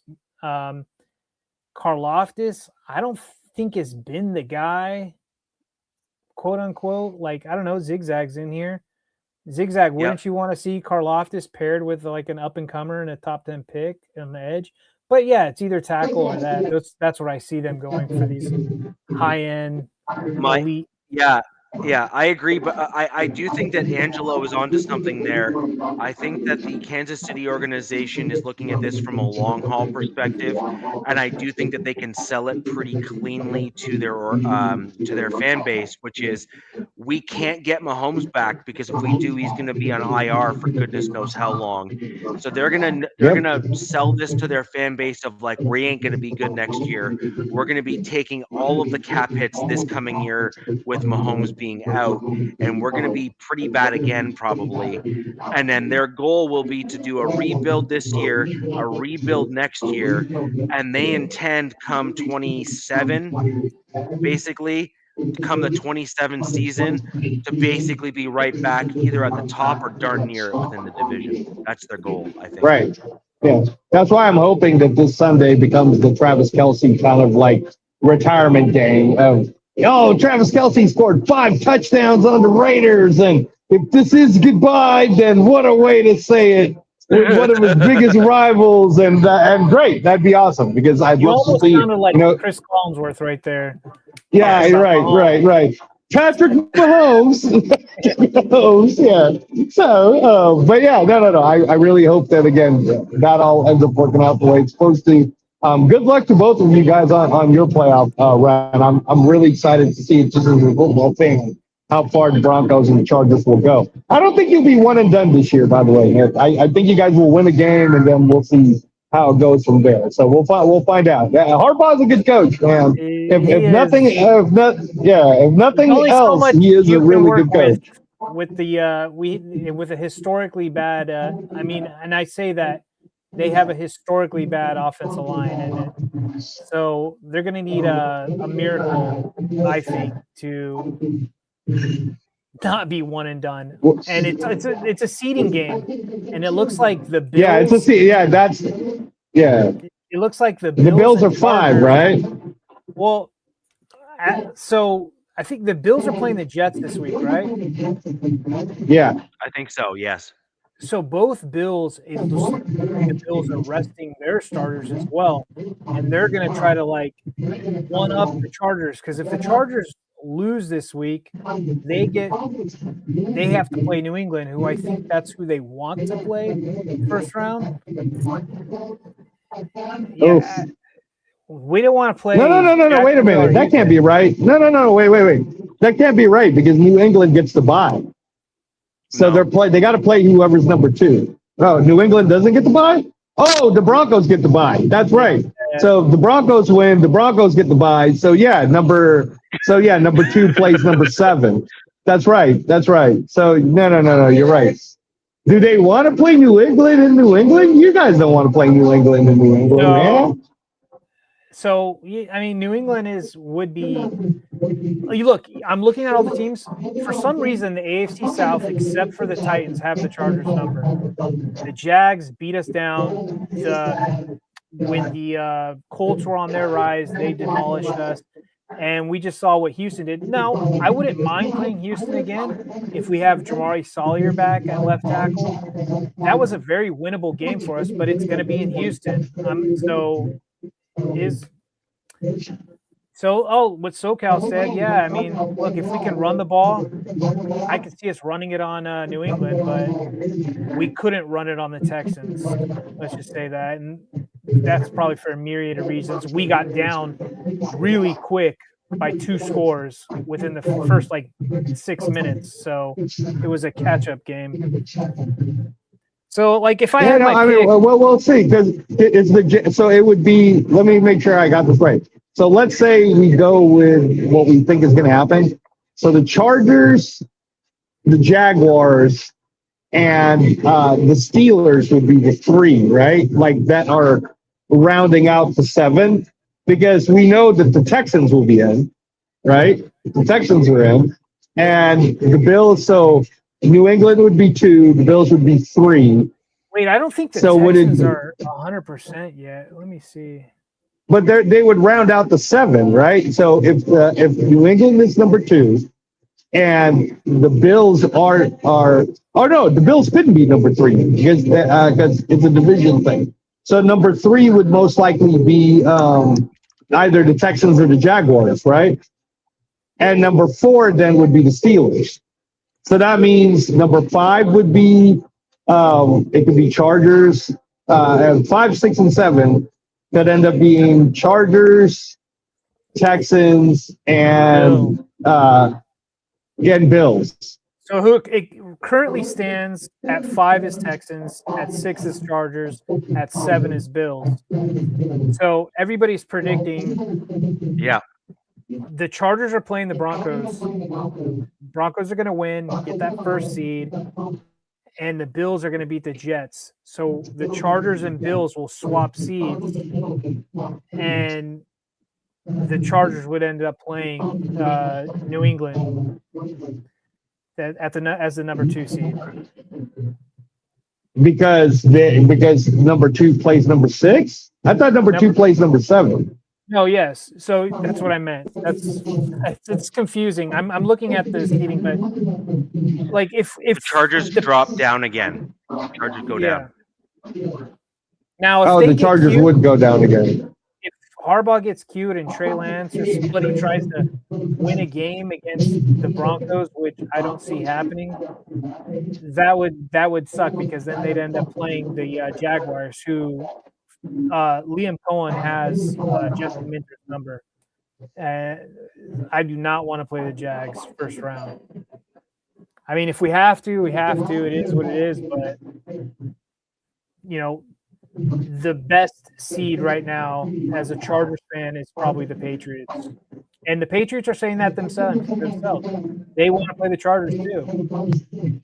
So both see themselves as favorable matchups right now. I guess we'll find out. Out. Well, hey, I'm running out of batteries, guys. So I would go. But thanks for inviting me in. It's always a pleasure. I do want to say Happy New Year to everyone who's listening to the Wild Wild West on both the MHRT network and the Captain Jack Rackham channel. Happy New Year to you both. Congratulations to the champ. We must continue to call him the champ all the way until next season. So Nick played extremely well he pretty much got by mostly on his draft too. Draft a few good moves early into the season of Guillotine League. I think it was your first time playing Guillotine style too, right, Nick? It was the first time doing it.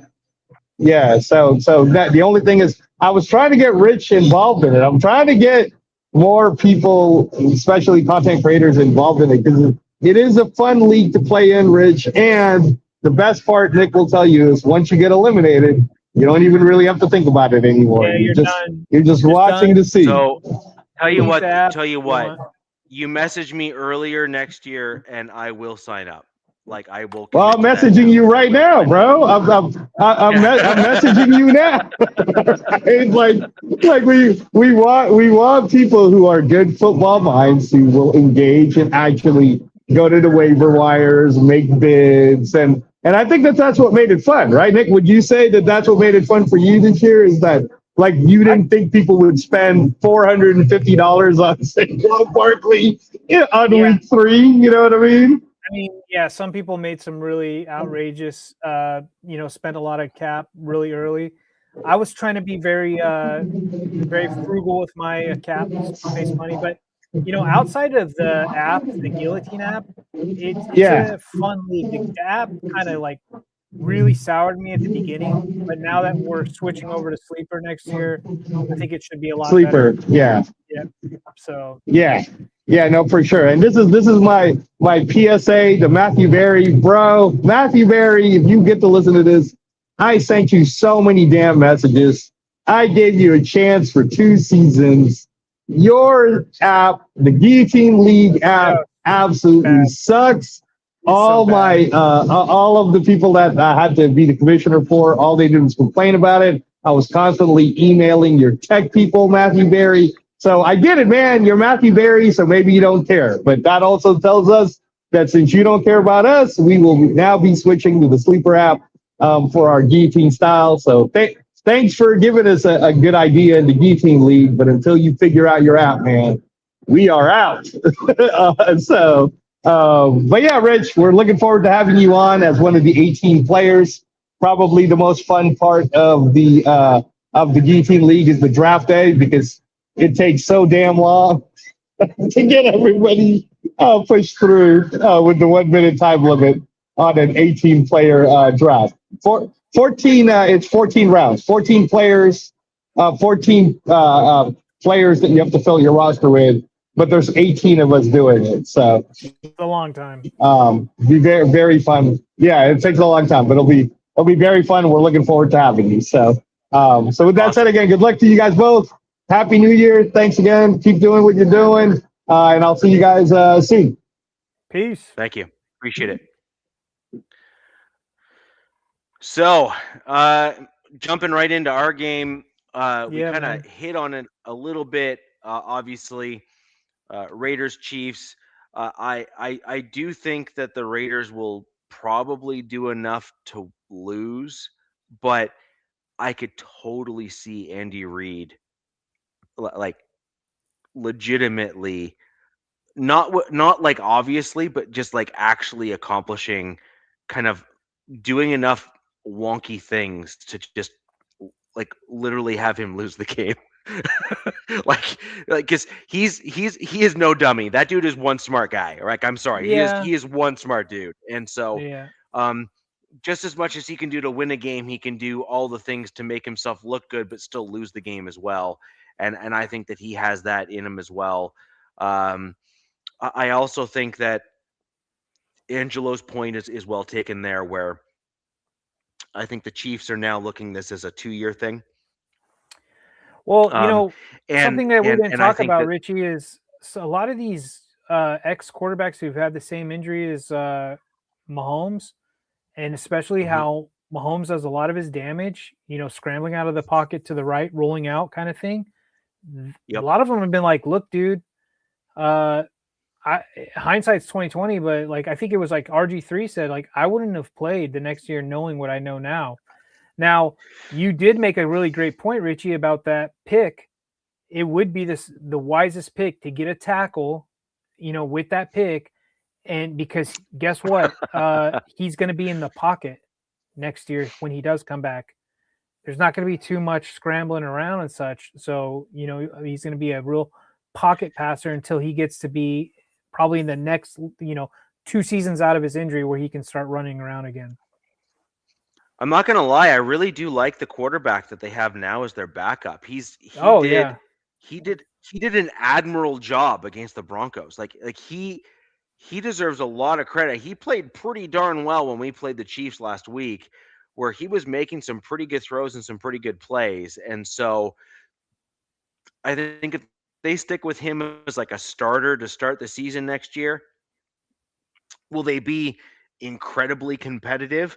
Not like Mahomes, no, but he brings a different dimension to the game. And if you're going to be honest, if he can be trained up or coached up to maybe, you know, play the role of like a tight end or something where he's like inline blocking and then maybe catches a couple balls or something, and then they intermix him with Mahomes as like kind of like what Sean Payton did with his guy there in New Orleans for a block there.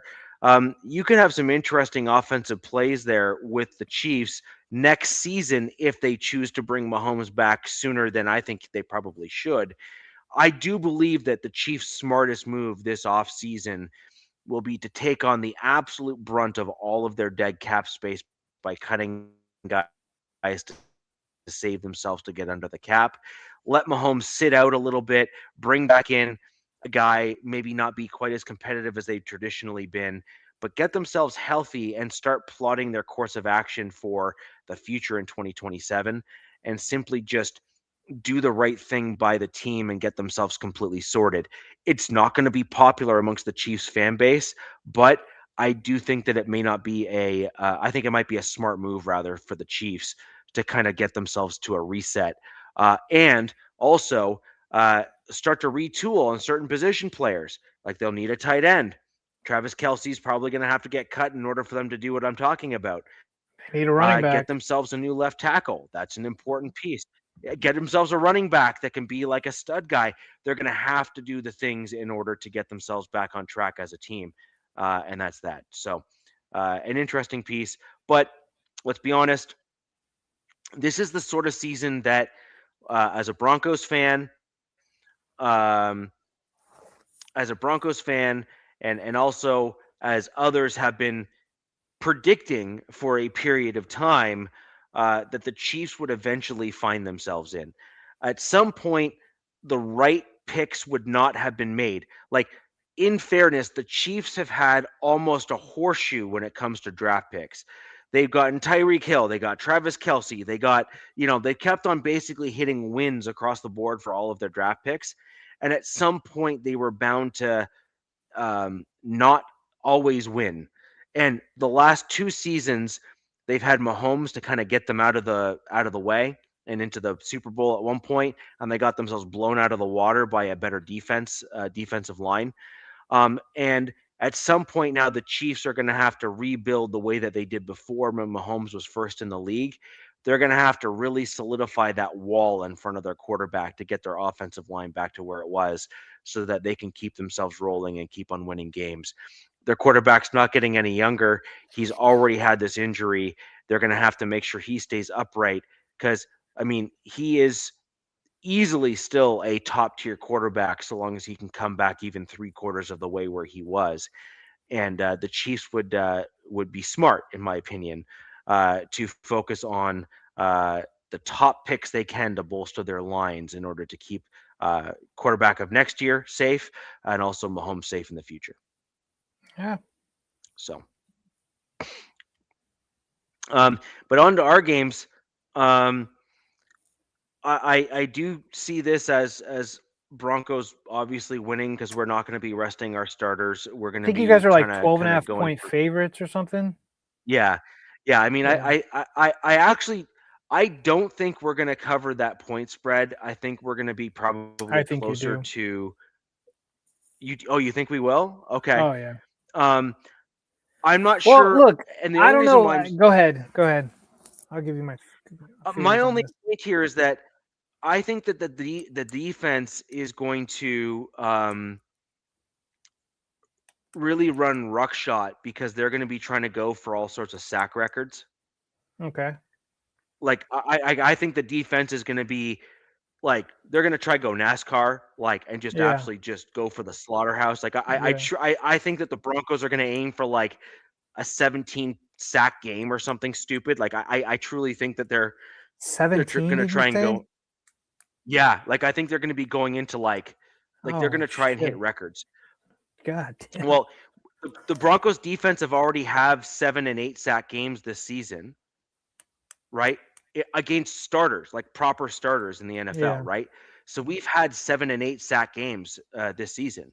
And so I don't think it's a stretch for them to try to go into the mid-teens in terms of sacks against Yeah, but this is an a game offensive where the line. Chargers are not trying to win, so I can just see them going fully just dumb and just going run, run, run, punt, run, punt, Yeah, like something like that. maybe. Yeah, maybe. And That's entirely possible. another aspect of this is Trey Lance is a free agent after this season, so this is probably going to be an audition for him, to see if he can land somewhere. Look, Yep. let's face it. There's a lot of teams that need quarterbacks, and some of these quarterbacks that have come out are not looking so good. He was drafted pretty high. He's been bouncing around for a minute, so the times I have seen him play, he's looked decent, but you just need to see more. It'll be interesting to see how he looks. I mean, look, it's kind of a tough defense to have an audition tape to go against. A team Yep. that's looking to get that, that first seed, secure the first seed in the playoffs. But there's going to be a lot of starters out for the Chargers. I'm already looking at the injury list. And it looks like a lot of the big names are going to be out of this. Looks like Hampton's going to be out. He's DNP. But to be honest, I don't know who will and who is playing. So it'll be interesting. Let me see. Oh, that went away. But yeah, I don't. And to be honest with you, I'm fine with not winning this game. I know there's some fans out there that are like wanting to win this game or try to win the game. But like I was telling Angel earlier, this is kind of coming down to like a seeding game now in the playoffs. Like, who do you feel comfortable, playing round one? And there's some teams that, I don't feel comfortable personally as a fan. I'm trying to get back to the injury report. Let me check. There we go. Okay, here we go. I mean, they did get some guys back this week to practice, which is good. So, but kind of interesting though. There was like 2 guys that popped up with concussions after our last game with concussion symptoms, which I didn't hear any of that, during or after the game. So that's really interesting. Our center, Bradley Bozeman, he's got concussion stuff. And then our third running back, Hassan Haskins, is dealing with concussion. But he's been limited. They're both been limited. So per Jim Harbaugh, he's pretty much said anybody with bumps and bruises they're going to try to hold out of this game. And You have another 15 people on your injury report. Is it 15? Yeah, it looks like that. They're going to let Justin just rest for a while, which is fine. Man, Nico Reed with a hamstring. That's a guy that I was hoping that would be playing because he needs some playing time, and he's DNP 2 gate. That's not He's good. DNP 2 in a row. He's probably not playing. Yeah, that's not good because yeah, dang. And then Jamari Sawyer, he's not going to play. I know that. I know they're holding him out of practice. They don't want him practicing. It looks like Kamani Vidal will be back. Yeah, it's going to be RJ Mickens. It's good to have him back. But yeah, there's going to be a lot of guys that hold out of this. So, yep. I mean, they're saying they're not even dressing Herbert. Like he'll be in street clothes, like kind of thing. And yeah. Our third string quarterback DJ Ukulele, or who will be the backup. So maybe he'll end up playing. But I can see this game getting out of control. score wise, or Yep. maybe I don't know. I really don't know. I don't have a score prediction, Richie. I mean, it wouldn't surprise me if it was like 42-9 or something, some bizarre score like that. It could be something like that, for example. So, like, here's where I'll give you something like a score like that, right? I think what could happen in the early stage of the game is as you said, you're going to try to go heavy on the run. But I think what Vance Joseph is going to do is go like full blitz on the offensive line that you guys have as a counter to that, and attempt to go tackles for loss against running backs and a quarterback who is kind of Sure. green. And try to go for like 3 and out for losses and stuff like that to just try to like absolutely.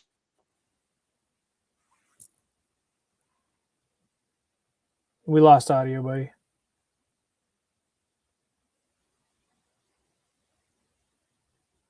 Mic check, mic check.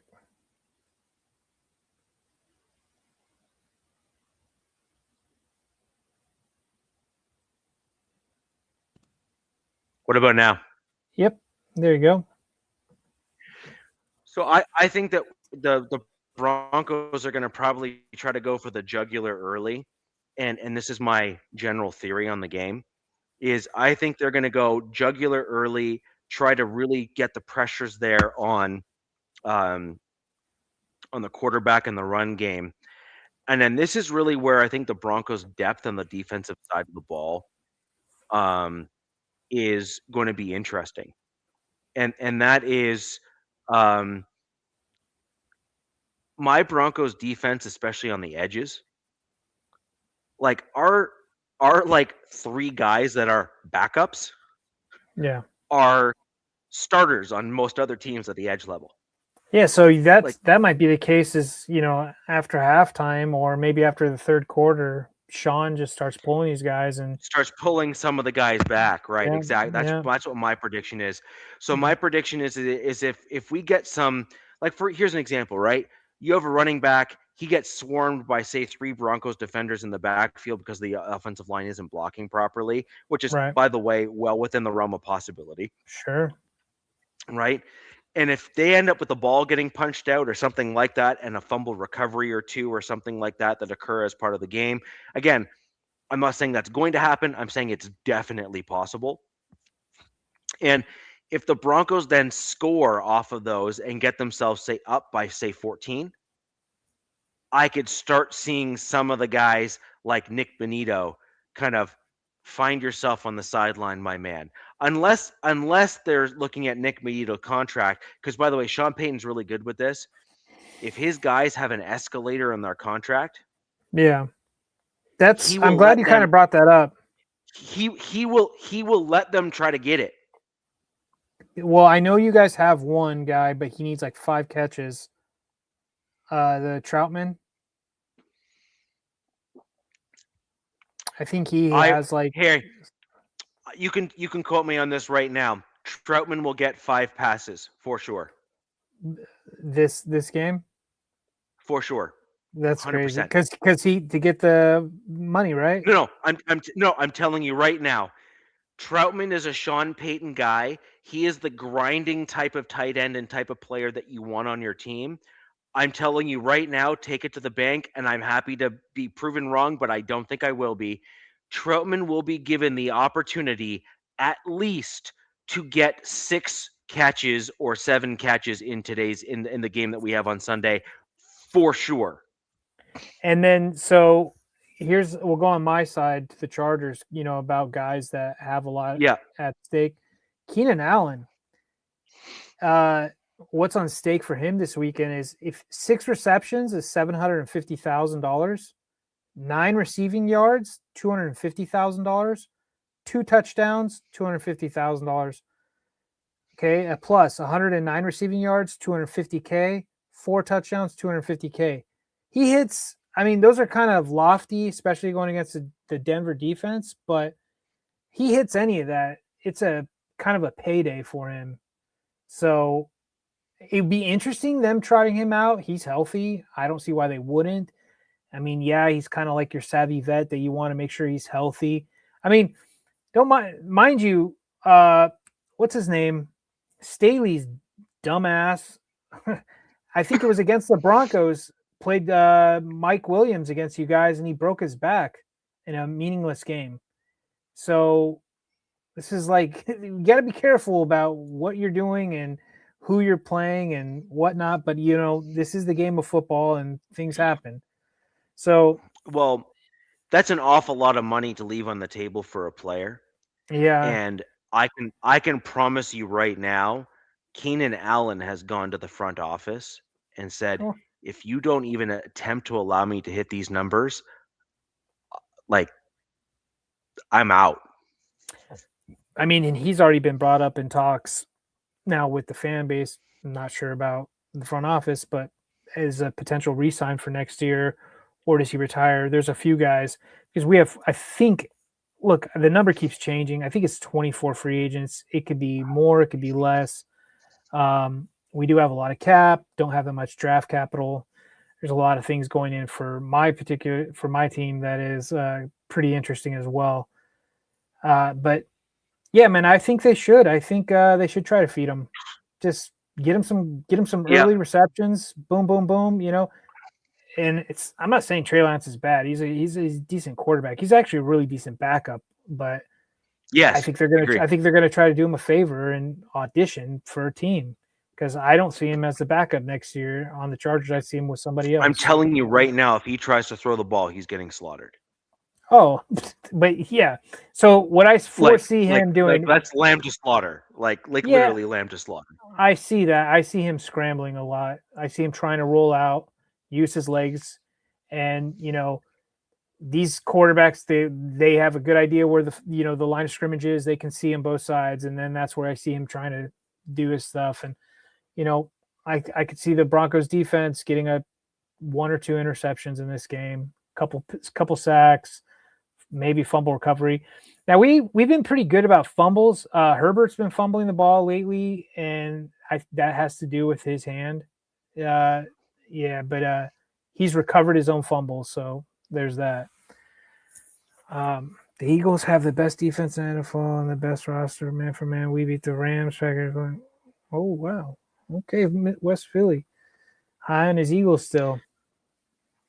How do you do against the Broncos? Yeah. That was an L.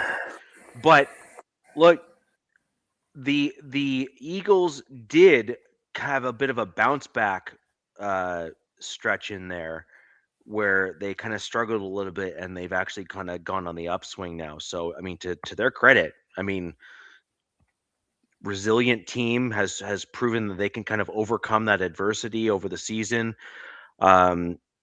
I kind of agree a little bit actually with like I don't agree with that they have like the best defense and everything in the NFL this year. I think that they did have the best defense last year for sure.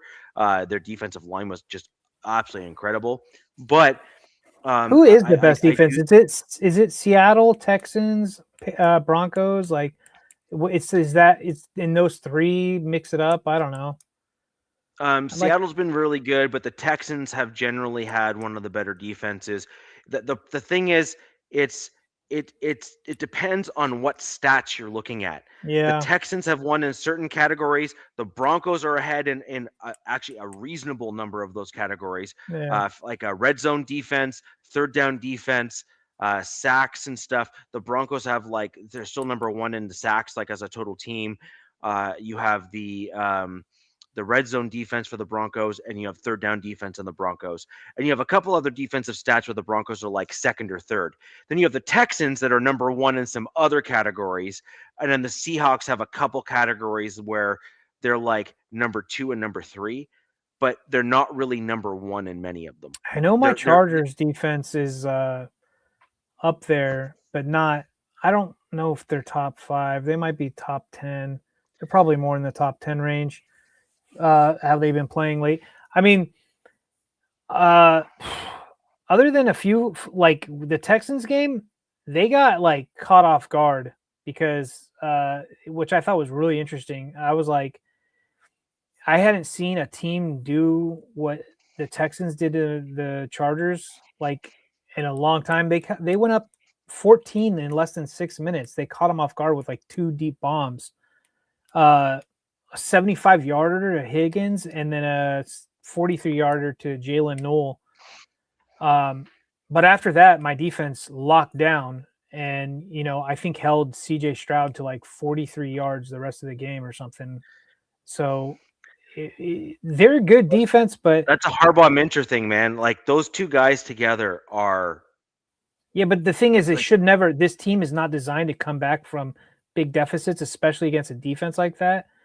Like they essentially shot themselves in the foot last week. That's why I was kind of saying like this was a very winnable game for the Chargers. But first of all, you go down 14 so quick like that. That's a plus and minus. Like you still have a lot of game to go. But yeah, you're dealing with, and this is, I think you guys have like, oh, this is going to be tough because the Texans edge guys to me just are like look different than Cooper and Benito. Will Anderson and what's his other name? They just look like giants. They're not as speedy. They're still fast, but I mean they had 5 sacks on Herbert. They got an interception, but it wasn't Herbert's fault. So I'll help you with that. They are the difference between Will Campbell. There you go. They're the difference between a guy like Khalil Mack. Yeah, Will Campbell. They're the difference between Khalil Mack and Von Miller. So if you remember Khalil Mack when he was at the height of his game and he was like we're talking about them in their prime. When he was with the Raiders, like or he was at that like yeah in their prime. So Khalil Mack, Von Miller was a special player when he was in that early stage. He was like freaking ridiculous. He can almost bend Khalil backwards. Mack. Yeah, it was weird. It was like the weirdest thing ever, right? Like he got so low to the ground that you kind of looked at and said, okay, that's not human. Like you should not be able to do that. Yeah. Khalil Mack though had such violent hands and strength and power to get back to the passer that you're just dealing with 2 completely different types of pass rush guys. Sure. Both on the edges.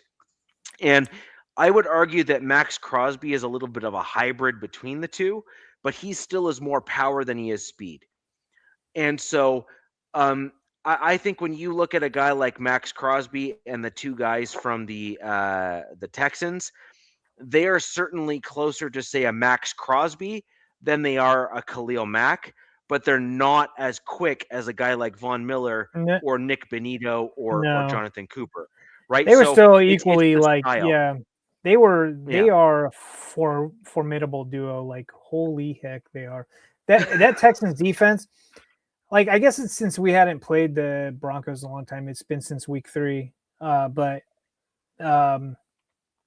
I was like, damn, dude, these guys are good. Like, they're really good. And the thing is like, during that game, it's like what could go wrong went wrong. Like, the Chargers were shooting themselves in the foot. Like, Aronde Gadsden had like 3 drops. He did a tip drill near the end zone, tipped it up for the guy to intercept it. And we had Dicker, the kicker, one of the best kickers the last 2 seasons, missed a field goal and an extra point. The score was 20-16. That would have been a tie game. And then, I'm not going to complain about the refs because I don't think you should leave games up to the refs, in my opinion. But, some of these games are getting pretty close.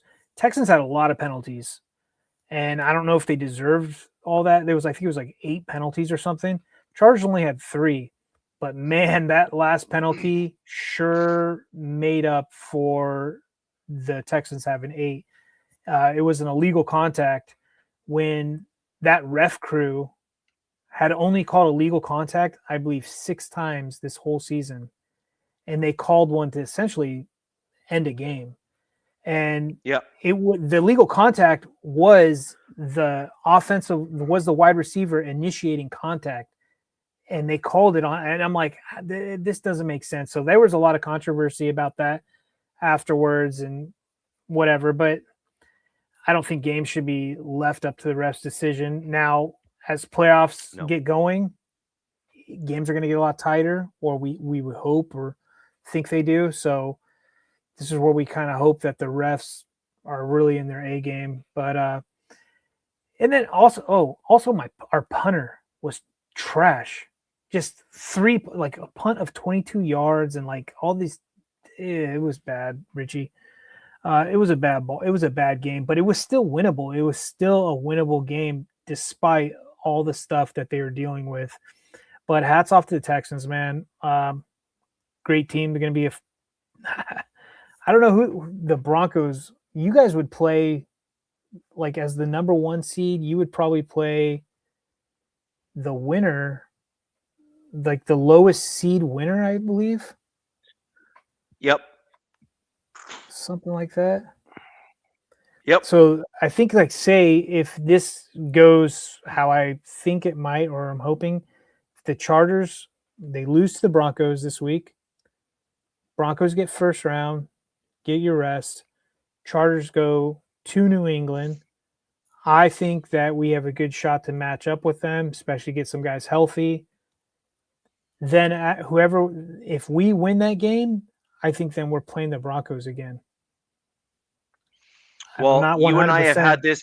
You and I have had this chat already. Yeah, you said it was 2013 this happened? 2013 was the last time this happened, where the Broncos were the number 1 seed with Peyton Manning. That was our year where we were the highest, the most potent offense the NFL has ever seen. Remember with Julius Thomas, Demaryius Thomas, Wes Welker, like Eric Decker. Remember, we just had, our offense was ridiculous. It was stupid. It was absolutely silly. And we had a defense that was mediocre, not great, mediocre. And it turned out that a mediocre defense does not do well in the playoffs, and a high-powered offense that is not run-heavy, because we were primarily pass-heavy, doesn't do particularly well in February. You need a running game, and a good one at that, in order to really do well. That wasn't the Seahawks Broncos Super Bowl, was it? Yes, it was. Yeah. Super Bowl 48, where we got absolutely slaughtered, right? And I was on. That was one of my earlier forays into being a fanalist and things like that. I've had some of my posts on DenverBroncos.com, in the forums there. I kind of broke down the game, and I made some comments about our offensive line that year. We were not holding up enough, and I was concerned that we hadn't gone. We were going too finesse and not enough power. And it turned out that in the worst possible moment, I was proven right. So, you know what I mean? It's that game got out of hand quickly. That game got out of hand it was quickly. Yeah, exactly. So, anyways, it's one of those things. And so you really do need your offensive line. You really do need all that kind of stuff to hold up in those types of games. And so, yes, that was the year where we went in and we beat the Chargers. It was 27-13 or 27-17 or something like that. It was a 7 or 9 point game, something like that. And I'd have to look back to see who was on the offense and the defense for the Chargers. And by the way, in that game, in that year, the Broncos and the Chargers split. So the first game of the year that year, the Broncos beat the Chargers. The second game of that year, which was later in the season, the Chargers beat the Broncos. Was that in Qualcomm? Wait, was that in San Diego? Yes. That wasn't the Ed Hockley, was it? The Ed Hockley rule? I can't remember. I think I went to that game. I went to a Chargers Bronco game in San Diego. Okay. So it was at the very last game of the season, or the second last game of the season, or whatever the case may be. The Broncos are number 1 seed. The Broncos ended up losing that game like 27-10 or 26-10 or something like that. And then in the playoffs, when the Broncos played the Chargers, the score was inverted, where like we kind of flip flop scores almost as the season went on. Broncos beat the Chargers by the same score or close to it. And then the second game, the Chargers beat the Broncos the same score or close to it.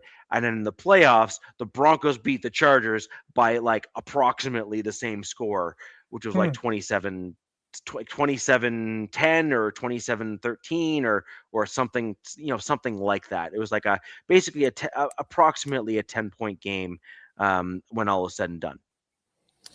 Also, I mean, something I'm also thinking about seating wise.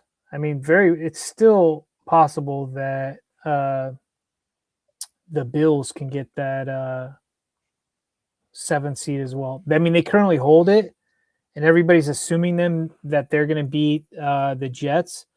And I mean, the Jets could be worse than the Raiders, in my opinion. Like, I know the Raiders have the number 1 pick, but the Jets are just god awful. But I mean, look, stranger things have happened, and they could be setting them up for an easier path to the playoffs. I don't know. If I was a Patriot, I'd be pretty pissed that you think teams are eyeing you, but it is what it is. Don't take it personally, or do take it personally, I guess. But I'm looking at the Jaguars and Texans. Those are 2 teams I do not want to play right out the gate. They're both very hot. You know what I mean? Assuming the Broncos have that bye week. So right now the projected is this. Yeah. So the assumption is the Broncos win. So assuming the game go the direction people think is going to happen, it's going to be Chargers play the Patriots, Bills play the Jags, Texans play the Ravens or the Steelers, and then the Broncos have the bye. So if we assume that the Chargers upset the Patriots, we assume that the Jags upset the Bills. And let's or not be upset honest, the Bills, but beat New the England Bills. has not been kind to the Chargers in the past, so this is not a gimme by any. No. Gimme.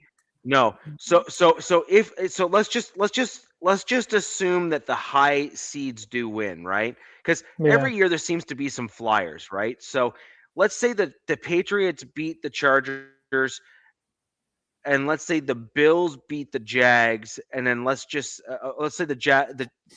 I just have a funny feeling the Bills are going to beat the Jags, and then let's say that the Texans beat the Ravens or the Steelers, because I do think the Texans are the better team. That would mean the Texans at 5, the Bills at 6, and then the Patriots at 2, which means that we would play the Bills. And then, but you are right, I think. You are right.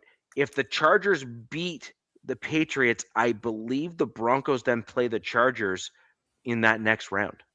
That's what I'm thinking. And that'll be interesting. And that'll be an interesting game, because the division rivals, we kind of know each other, all that kind of stuff. And I mean, that game is going to get all the hype in the world, just because of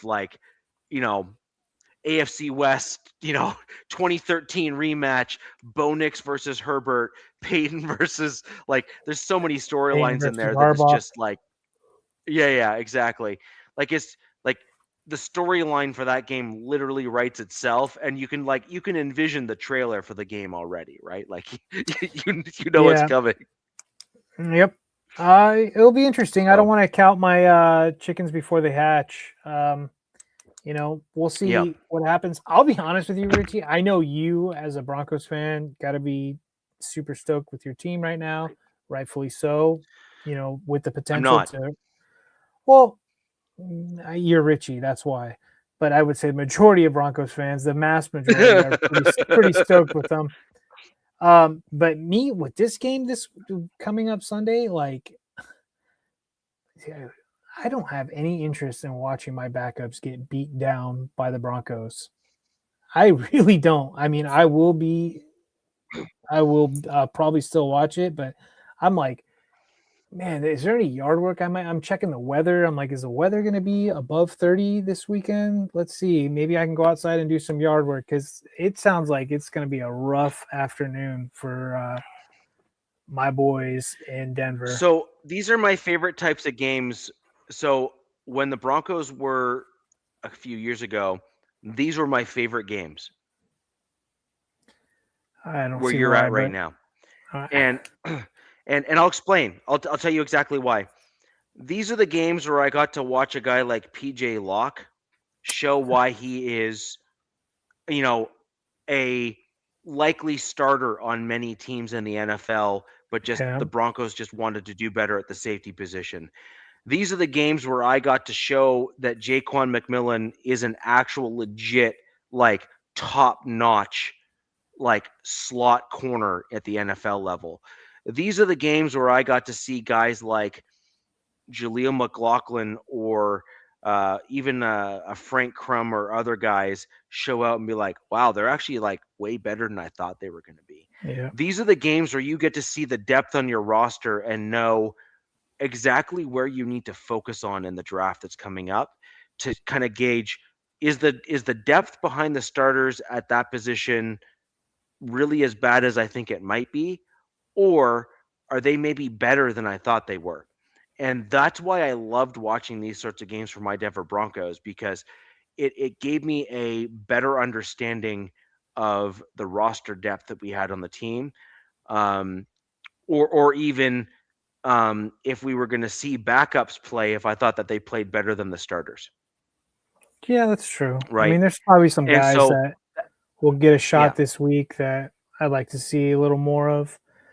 But Mhm. on the offensive side, when you're dealing with so much attrition on the offensive line and such poor play, really puts a hamper on things offensively. Now, defense, it should still be pretty decent for the Chargers on defense. yeah, Like I said, right now I don't know the guys who won't be playing. It's probably safe to say that probably Mac, Derwin, they're probably not playing. Now the other guys, I'm not 100%. So defense is still probably going to try to get after you guys, but offensively, I don't see it happening.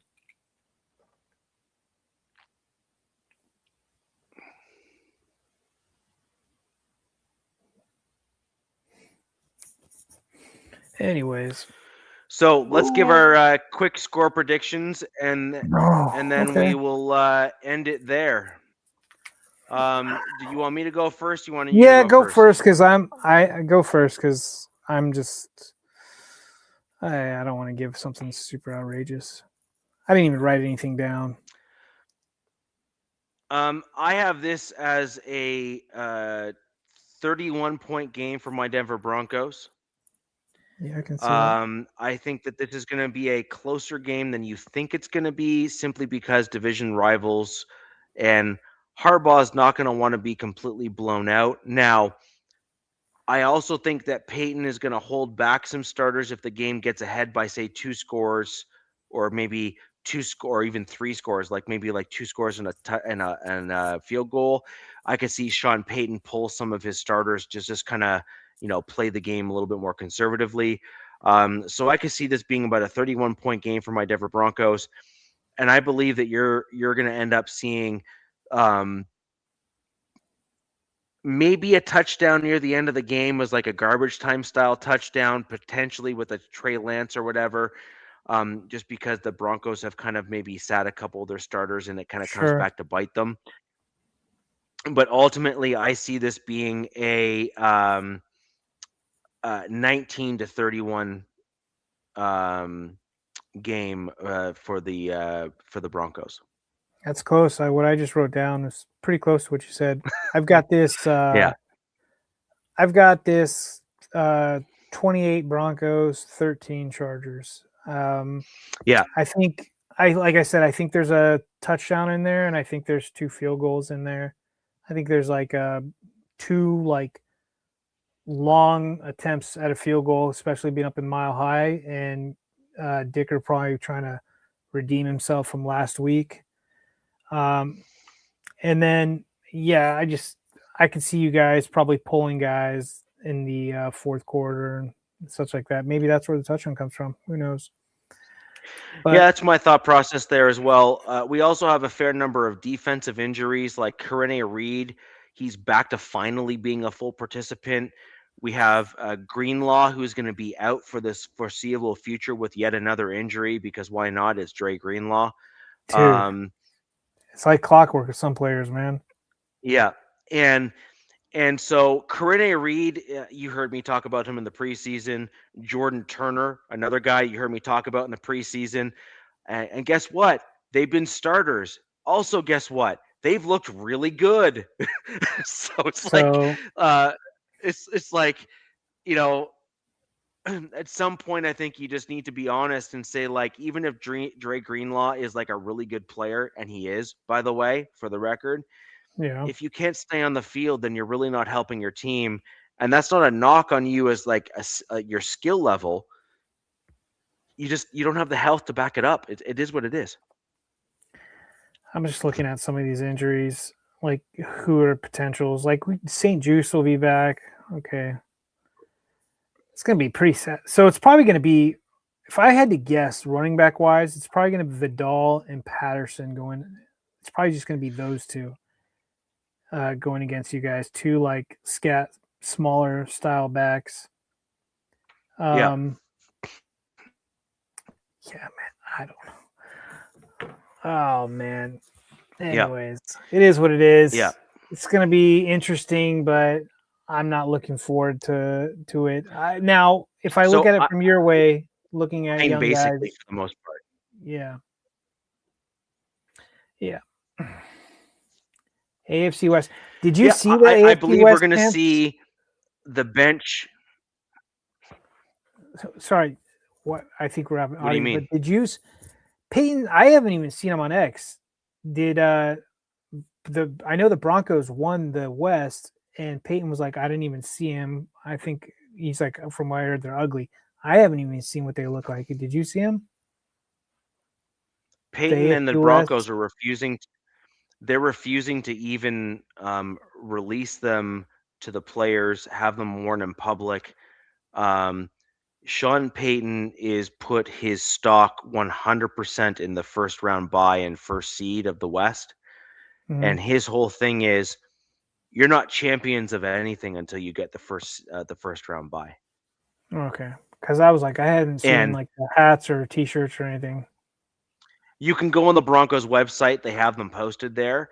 But Okay, Sean Payton has intentionally withheld the gear, if you will, from yeah, the team, because he's basically treating it as it means nothing unless you get the number one. Like it makes nothing. Like you have failed unless you're a first, like you're a first round bye. I can see that. I can see it. Yep. And you got to find motivation for your players somewhere, and I think that's what Sean Payton has done here. But anyways, that's where we're at for today, guys. It's obviously some interesting games, at least. Obviously, the Chiefs have missed the playoffs. The Raiders have missed the playoffs. That kind of surprised me a little bit. I thought at least one of them would probably have made it when we started So the did year. If I. we're going to be honest, Yeah. like it is what it is. I think we had 3. I mean, we are flirting with maybe 4 getting in, but Yeah, that I mean, that you backfired. can't get there when you have injuries and some other things that take place. And frankly, I think we all expected the Chiefs to do a little bit better than they did. And I'm going to be perfectly blunt. I did not foresee this happening to the Raiders. Like I thought the Raiders were going to be a much better, a much better team this year than they were. I thought they were going to be like a 6-7 win team. I did not Yeah, see this 2 win. But yeah, I also didn't see Geno being as bad as he has. And then I guess you yeah. can blame that on the O-line and OC, that whole debacle. So there's a lot of stuff Yep. that was involved. Yeah. So we got 2 teams that are kind of just playing for more pride at this point, and the Raiders wanting to try to guarantee their first round draft pick, or number 1 draft pick in the NFL draft in 2025/2026. And then we got the Broncos and Chargers. The Broncos are basically trying to solidify their number one seed in the AFC West, which is a big deal for my Denver Broncos. We still have a few injuries that we are trying to recover from. One that is notable, by the way, J.K. Dobbins. Yeah. That first round bye will allow us to likely get him back for that first go round back in the playoffs. And I heard he's not coming back. Now you're thinking he might come back, or he is? All indications are within Broncos country that he is on track to come back for that first game back after the first round bye. So that would be a huge boost for you guys. Huge boost. Yeah. And obviously the hope is that that's the case. And then there's some other kind of interesting pieces. I will again go on record saying that the Broncos desperately need a truly big back, like a legit big back, like as in like Hampton size running back. Like we need a guy who's like 6'1", 240, kind of. Are you saying for the playoffs or for next season? No, I just mean in general. Like when you look at where we're at right now, you need a guy that can have some durability with a combination. I mean, Najee Harris is probably going to be a free agent next year. I mean, yeah, I don't like Cyclopses. Well, and then also, what was it? Achilles? Yeah, his Achilles. Yeah. Achilles. So I mean, soft tissue injuries and stuff like that aside, he's typically been very healthy. But once you start getting these soft tissue things, they often stack up for guys that are in high contact things. I like the Broncos to look at some of the guys in the draft and maybe take a flyer on like a UDFA or two or something like that and see what you can get. But anyways, looking ahead to next week's game, we both gave our score predictions. Broncos are atop the West. For those of you who predicted it, I was not one of them. I did not think the Broncos were going to be atop the West. I actually think I predicted the Chargers, if I'm not mistaken. Yeah, I thought my boys had it too, man. But and honestly, it's going to be a really interesting lead into the playoffs. If you have any questions for down below, predictions for the playoffs after the first round, we will be back, obviously, at our normal Wednesday time slot next week. We'll get right into the outcome of these games. I'll look ahead to the Chargers playoffs game, as well as some additional chat with the playoffs. And obviously, the Raiders at that point will be full-on draft mode. So we'll start getting into a little bit of that kind of stuff as well. In addition to, by next week, DZ will have probably some information in terms of coaches that have been let go and whatnot. That's true. Which will be some additional content for those folks that are around with us next week on Wednesday. But anyways, ladies and gentlemen, until next week, where the West Side's the best side, thank you very much for joining us on the Wild Wild West. Peace! Fast lane when I pass in the street, bag of money in the passenger seat. Simcoe's been asking for me on the road from the west to the east. Way up, I might never come down, cause the coast racking up the flight miles. So high, I might never come down, so what, this is my lifestyle.